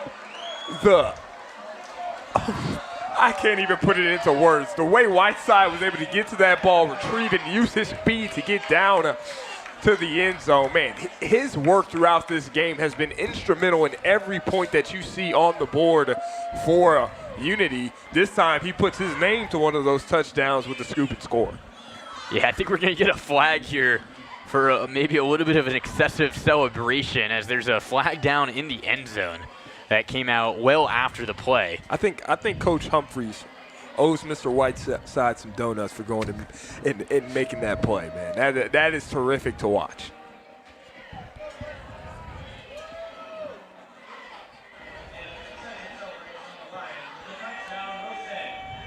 As it will be excessive celebration, but the extra point still punched through. And the scoop and score from your D lineman makes it 47-6 here. Yeah, as we'll take another look at it. Aubrey Young just running into trouble, and instead of going down, just loses the football there. Yeah, and Joel Sims able to get in there and force that fumble. Again, just was able to break through the line and watch the big man put on the Jets and get down to pay dirt. You could see the concentration that Whiteside had picking up that one, knowing what he had in front of him. Yeah, the Midas of touch. That is something that you dream of just since birth. if you were a big man playing the game of football. I remember back in my day when I was playing left tackle for the St. Joan of Arc Catholic Vikings, and I always dreamed about getting my hands on some loose change, a loose ball, and getting off to the races. And boy, I tell you, I envy Whiteside on that one. Yeah, he's earned that one tonight. Yeah, he has. He has been all over the field blocking, disrupting the middle of the field on defense. As the penalty will be applied to the kickoff, as it'll bump that one 15 yards back. Not sure we're going to see a touchback on this one. Yeah, and just honestly, the war of attrition as a big man. Whiteside just working his tail off throughout this ball game, making play after play after play. A lot of those plays that he makes are not going to end up with his name attached to them. But like we said, he's able to scoop that one up, and now he'll remember that probably for the rest of his life. Yeah, touchdown in the state semifinal, hard to come by. As the kickoff dribbles out to the 30-yard line, and they'll stop it forward progress at about the 40. So good field position here for Harvester. Just need to get something going. Yeah, I mean, you got to find at this point down 47-6, I believe a victory is kind of out of the question for the Hawks. But again, you have to be able to find some momentum and have your seniors go out on a good note. They have fought tooth and nail to try to stay in this one. They just haven't been able to stay in it. And, I mean, again, you look at the absence of Nicholson, right? One of Young's favorite targets on the outside is out with what we believe to be an injury, as we'll see the backup quarterback, Tsai, in the game for the first time. As the handoff, couldn't tell who that was. But it will be. Yeah, I don't think it's any secret who was in on that carry, Derek. The big man, again, just continuing to put pressure on this Unity defense. And we'll see what Tsai can bring to this offense with Young. I believe, can't quite see if that's him at the top of the screen. I believe he's out of the ball game for the moment. As Tsai will give a little pitch to Yarnall. He's running towards the sideline, drags one man down. He's got room to run down the sideline, still on his feet somehow, as he does a somersault forward to the 15-yard line. And how about that run from the young man? Boy, I tell you, that young man has no quit. Able to just bounce off of tacklers, takes that handoff from Tsai, a nicely drawn up play, finds the outside. He's not known for his speed necessarily, but that time able to get away from Wilson and then puts on the Jets. Only Mathis able to track him down. A nice job to be able to prevent a touchdown. Yeah, you almost have to count on the first tackle, or just not going to be enough for a man that size. As Tsai rolls out, a little behind his receiver, can't connect across the middle of the field. As I believe the intended target there was Aubrey Young. Yeah, Young is still in the ball game. I couldn't quite make that out if that was him at the top of the screen. It is, so they're trying to get him involved as a receiver now.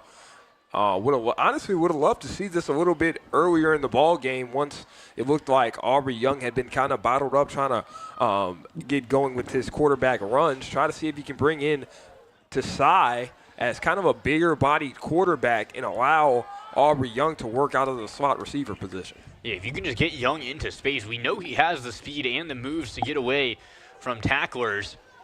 As this one complete over the middle for a touchdown.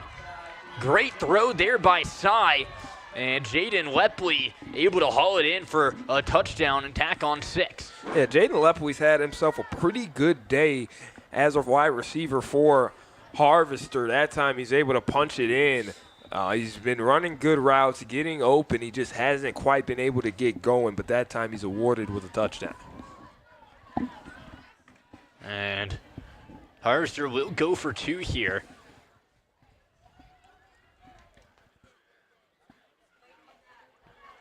And they will get it here to make it 14-47 as Yarnall able to stumble his way across the goal line. It wasn't pretty there, but they got it. Yeah, and you got to love to see head coach Matt Nelson on the sideline still engaged, still trying to urge his team on in this one despite the daunting score. Still has his guys playing hard, and you love to see that from the visitors. So now the problem for Harvester is you have to give the ball right back to Unity, and they haven't had an answer for them yet tonight. Yeah. But I mean, you can't turn down points, but like you said, now you got to go out and face this war machine of an offense that Unity has put on display tonight. And I mean, I got to believe if Schwartz is going to go back out there, he's going to be hoping to put some more points on the board and try to command this offense down the field. As it's still Ford back to receive the kick.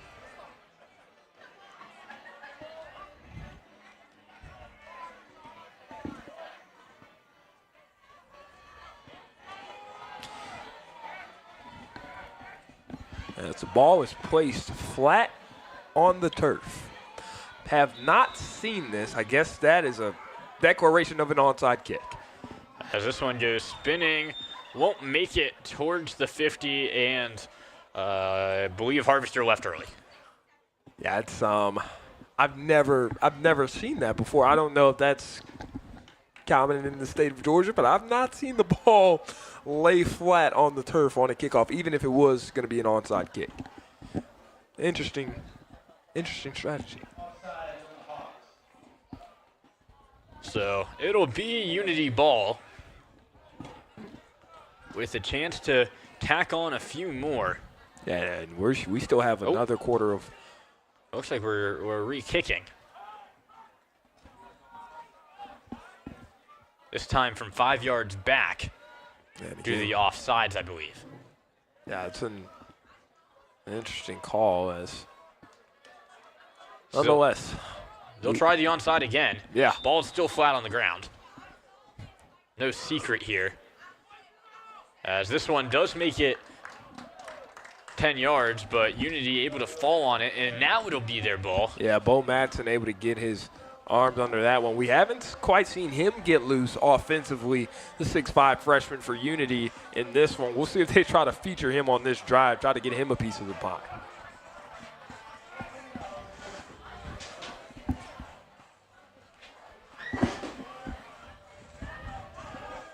Schwartz still in the game for Unity. Minute 58 left to go in this third quarter.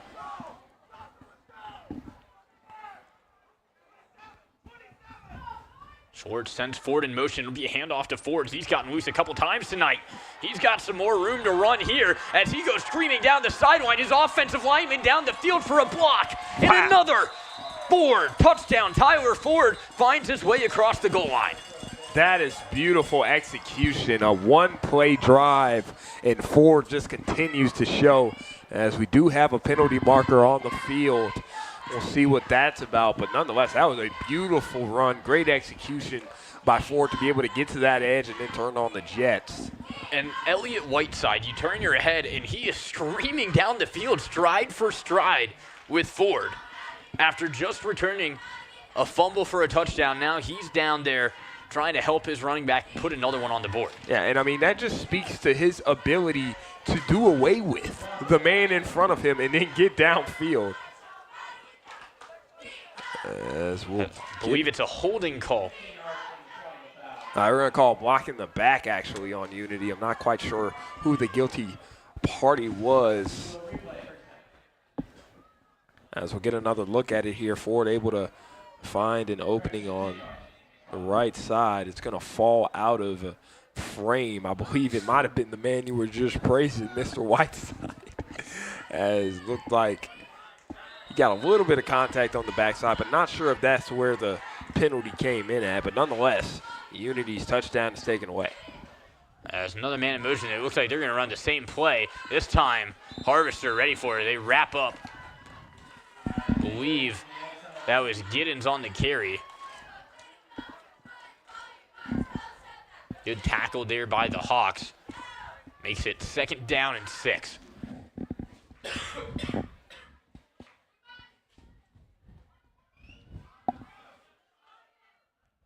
As Giddens limping off the field a little shaken up on that tackle, but moving around fine on the sideline.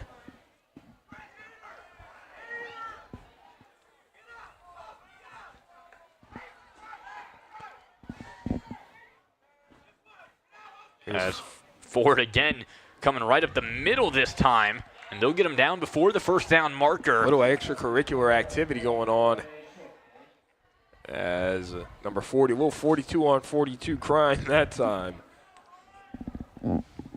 Ford able to just run right down the middle of that defense with his blocks.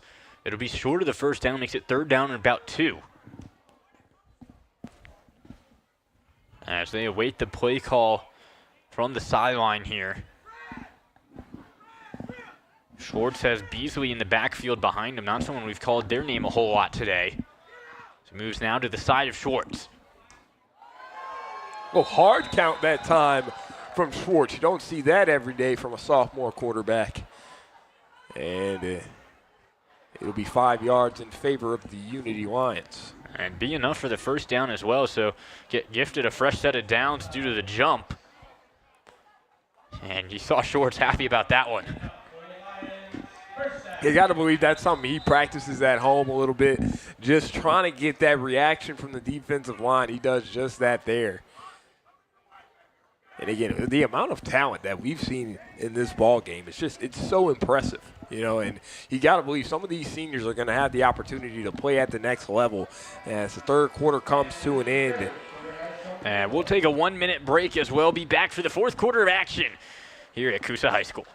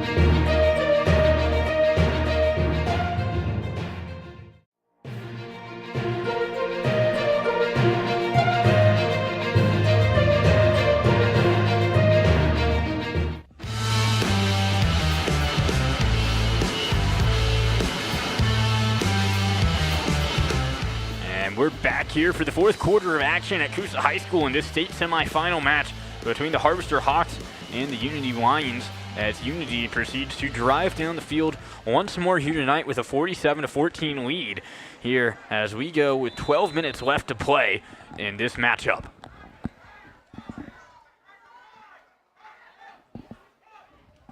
It'll be Schwartz.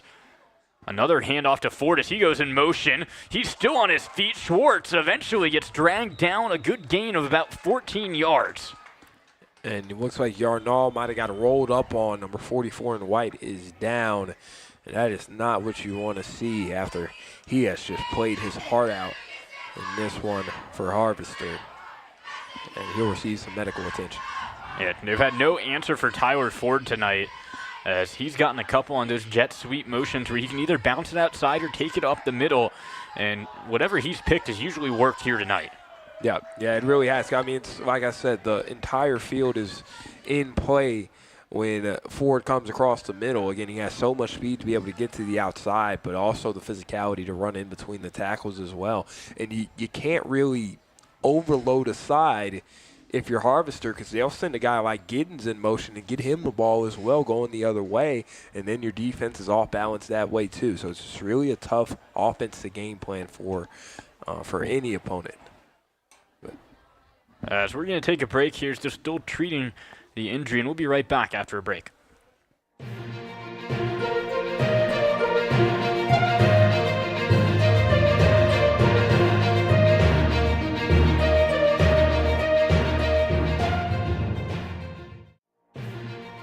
Hello, my name is Michelle Roll, and I'm the Director of Admissions for Unity Christian School. I want to introduce you to the new Georgia Promise Scholarship. The Georgia Promise Scholarship is a new scholarship offered by the state of Georgia for families who live within the attendance zone of a low-performing School. The purpose of this scholarship is for families to enroll their children in exceptional educational programs through non-public schooling of their choice. Unity Christian School is one of those private schools that have been approved to offer this scholarship. It has been wonderful to see so many families who have wanted a Christian education for their children that they now have the opportunity to enroll here at UCS. If your child is currently attending public school or entering kindergarten for the first time, and you live within one of the approved attendance zones of a low-performing school by the state of Georgia, I encourage you to apply for the Georgia Promise Scholarship at mygeorgiapromise.org. And your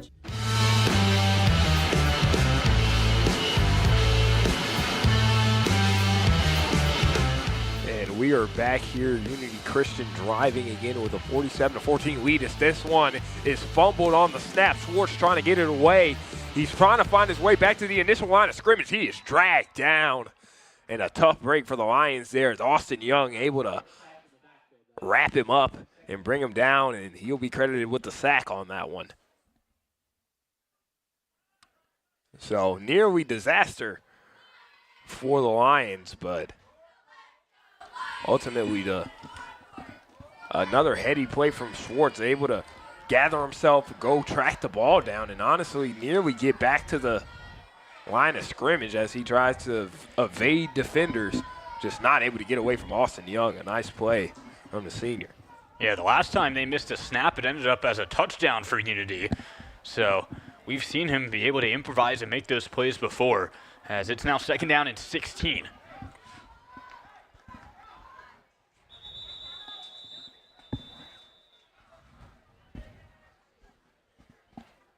As we hit a stoppage, it'll be delay a game against Unity and back him up 5 more yards, I believe. So problematic for Unity, makes it 2nd down and now about 20. Obviously, we'll change the play call a little bit and what you're trying to get back here on 2nd down.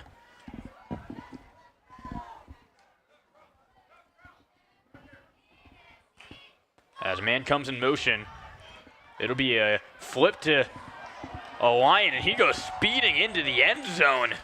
Brady King with another one, showcasing the speed, just weaving in and out. What a night for the sophomore. He is putting on a show and proving that he is going to be a staple of Unity Lion football for years to come. An impressive run on 3rd down and about 20. And Unity 53-14 lead, 9:24 left to play. And again, the fast start from Unity is what really set the tone for the Lions, and being able to put up quick points and then go right back and get a stop. That was huge to start this game off. This one is going to be bobbled and thrown away. Not great execution in the special teams game. Coach Humphrey's not happy about it, but still a 53-14 lead as we'll see it again. Brady King getting to the outside and just honestly coasting all the way to the end zone, looking back at his defender, having something to say on the way to pay dirt. All nice things. Most definitely. As Unity in cruise control at this point with 8:46 left.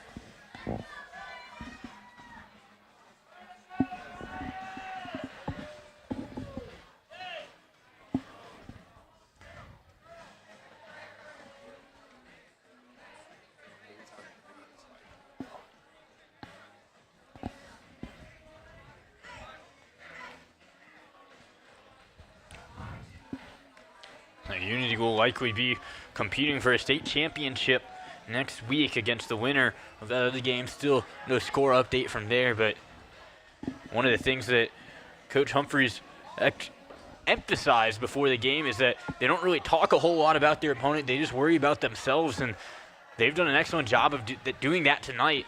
And with another week of prep, like whatever they did last week, certainly bodes well for them going forward. Yeah, and another thing that Coach Humphreys talked about in the preseason in an interview, he spoke about the off-season regimen that he puts his guys through. It's more of a weightlifting and more of a weightlifting concentration than most other schools have during the summer. A lot of other schools focus on conditioning and footwork, but during the summer, the Lions really focus on getting their guys stronger, being more advanced above the shoulders than every other team in their region, and it shows here just with the ability that they have to make a push at the line of scrimmage. It's a good return there, as Aubrey Young was on his feet for a while before being dragged down at the 25-yard line. He might have run about 50 yards in order to get those 10 yards on the return.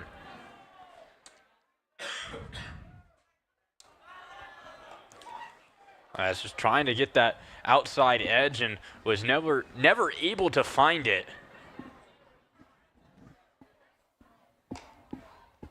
And now Harvester coming back out.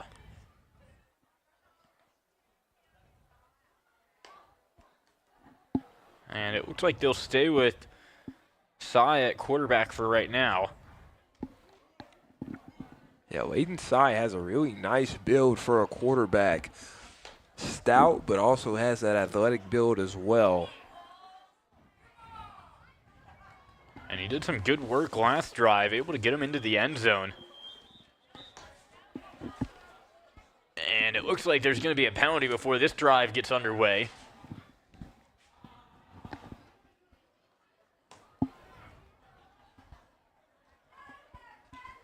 And it will go against Harvester, so it sets them back 5 yards before this one even starts.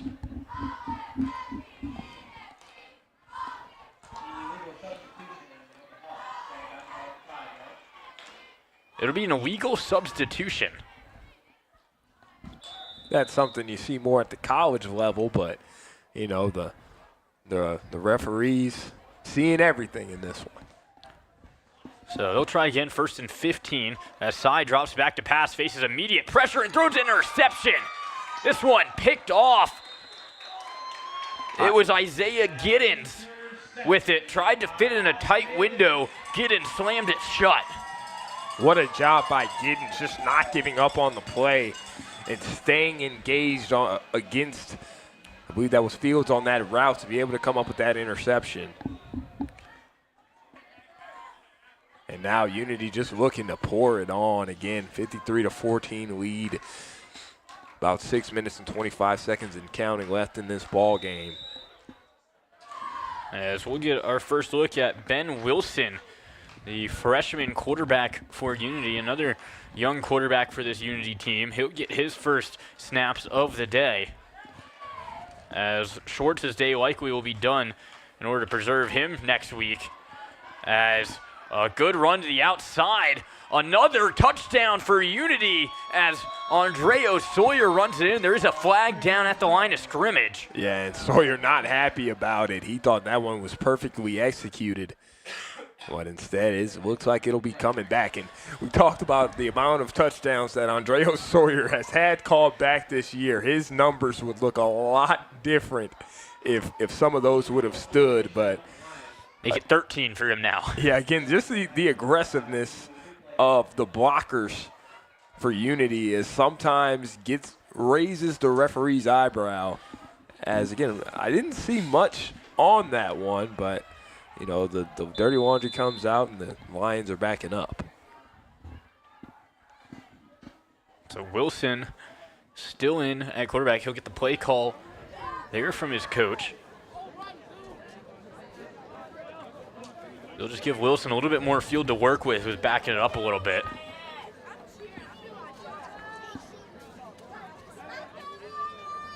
Some more motion here across the formation. Wilson handles the high snap. He's going to run it himself into the teeth of that defense and picks up 7 yards on the play. Brings them ahead of the original line of scrimmage, 2nd down and 8. Yeah, nicely designed play to get the young quarterback going, following that big-time offensive line that Unity has, pick up a couple of yards and make this 2nd and manageable. And it's nice to be able to give your young quarterback the opportunity to see what he can do here in a playoff game. He's seen some action this year with some of the scores we've seen out of Unity, not too surprising, as he's able to handle that one, get the handoff off to Giddens in time after a bad snap. And Giddens still pushing his way forward before they finally blow it dead. Pretty close to the first down marker. Isaiah Giddens takes the handoff and pushes the pile. We'll see. For a gain there. It looks like it'll still be a little bit short of the first down marker, but not by much based off where the official on the far side is standing. And you just look at the physicality of Giddens on this play, just able to continue to keep the legs churning. Even with a bunch of Hawks on top of him, he's still going.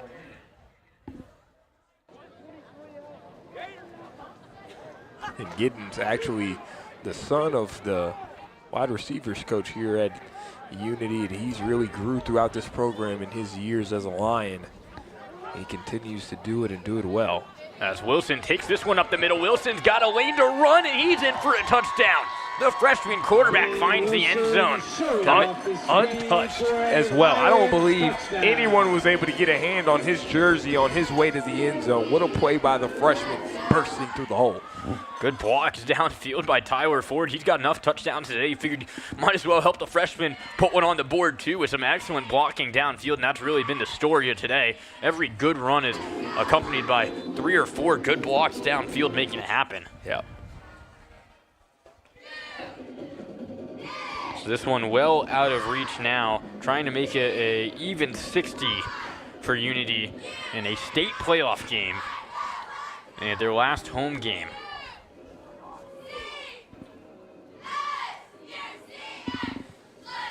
This one is good. The extra point, a low one, but finds its way within the uprights. And just an impressive showing of force here tonight by Unity.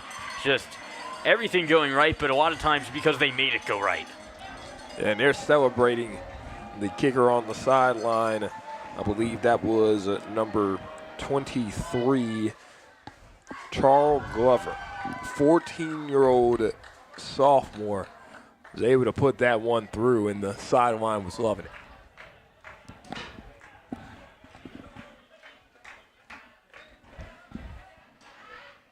Now a little Cotton Eye Joe to try to get the crowd into it. Again, 60-14 ball game. The Unity Christian crowd has been treated to a big one, and they have enjoyed every single second of it.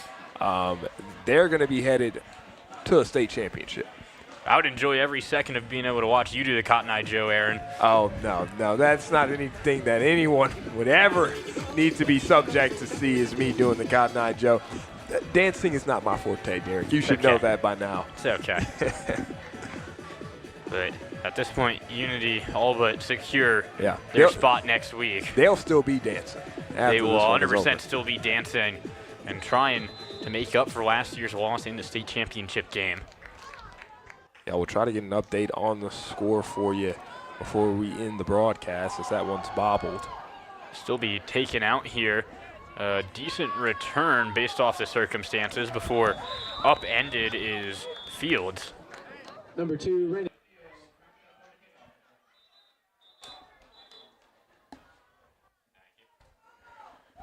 As the clock winds down, 1:16 left. As it looks like Havister's going to take a timeout just to stop the clock and see if they can run a couple more plays on offense here before their season comes to a close.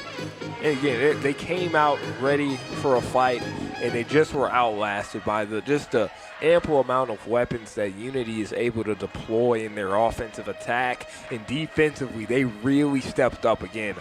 Got to give big props to William Wilson, especially in this first half of this game. He was everywhere. Every time it seemed like Aubrey Jones might have been able to find some space and get downfield, this defense was able to make the play to keep him at bay. And that was just demoralizing to this Hawks offense and not being able to sustain drives. And that's why you see the score that you see here on the scorebook. Yeah, it certainly wasn't from lack of effort from Harvester. They flew around the field all night, just kind of outgunned in a lot of positions and shot themselves in the foot a couple times as well. But still a great season nonetheless, a great victory last week to be able to hang your hat on going into the postseason. An overtime postseason victory is about as good as it gets. Just kind of met their match tonight. Yeah, I mean, when you look at this Unity Christian season, they have been unstoppable. It's been uncanny, just the amount of pressure they put on both sides of the ball, and even we've seen it in special teams tonight. But yeah, I mean, they have a chance to complete a perfect season, and that's something that they are taking pride in, as you can see in the semifinal game, their last game on their home field tonight. And now they're going to await the winner of this Pinecrest Lafayette Christian game to see who they'll face in the state championship and try to cap off what has just been a magical season down at Unity Christian. Yeah, and a perfect season, no easy feat, no matter what level or what sport you're playing. To be perfect throughout the season is not something easily achieved.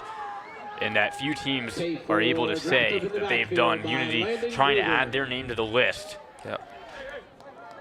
Yeah, very few teams have done that since I've been alive at any level. You know, and it's always special to see just the standard that these guys play to on every single down and every single play. It's a thing of beauty, and it's all been orchestrated by head coach David Humphreys. As this pass falls incomplete on third down, brings up fourth down here for Harvester. 36 seconds left to play. Yeah, it looks like they're just going to run the clock down here. 30 seconds and counting left.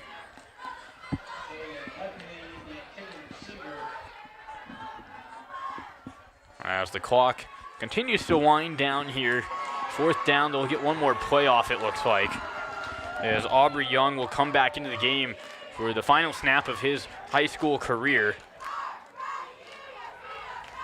And it'll be a handoff up the middle, and that'll all but do it here tonight as Unity, the Lions, able to advance to the state the state final game here in the state finals as they blow past Harvester 60-14, as they just could not be stopped on either side of the ball, and they can feel the magic in the building here tonight as they get the job done.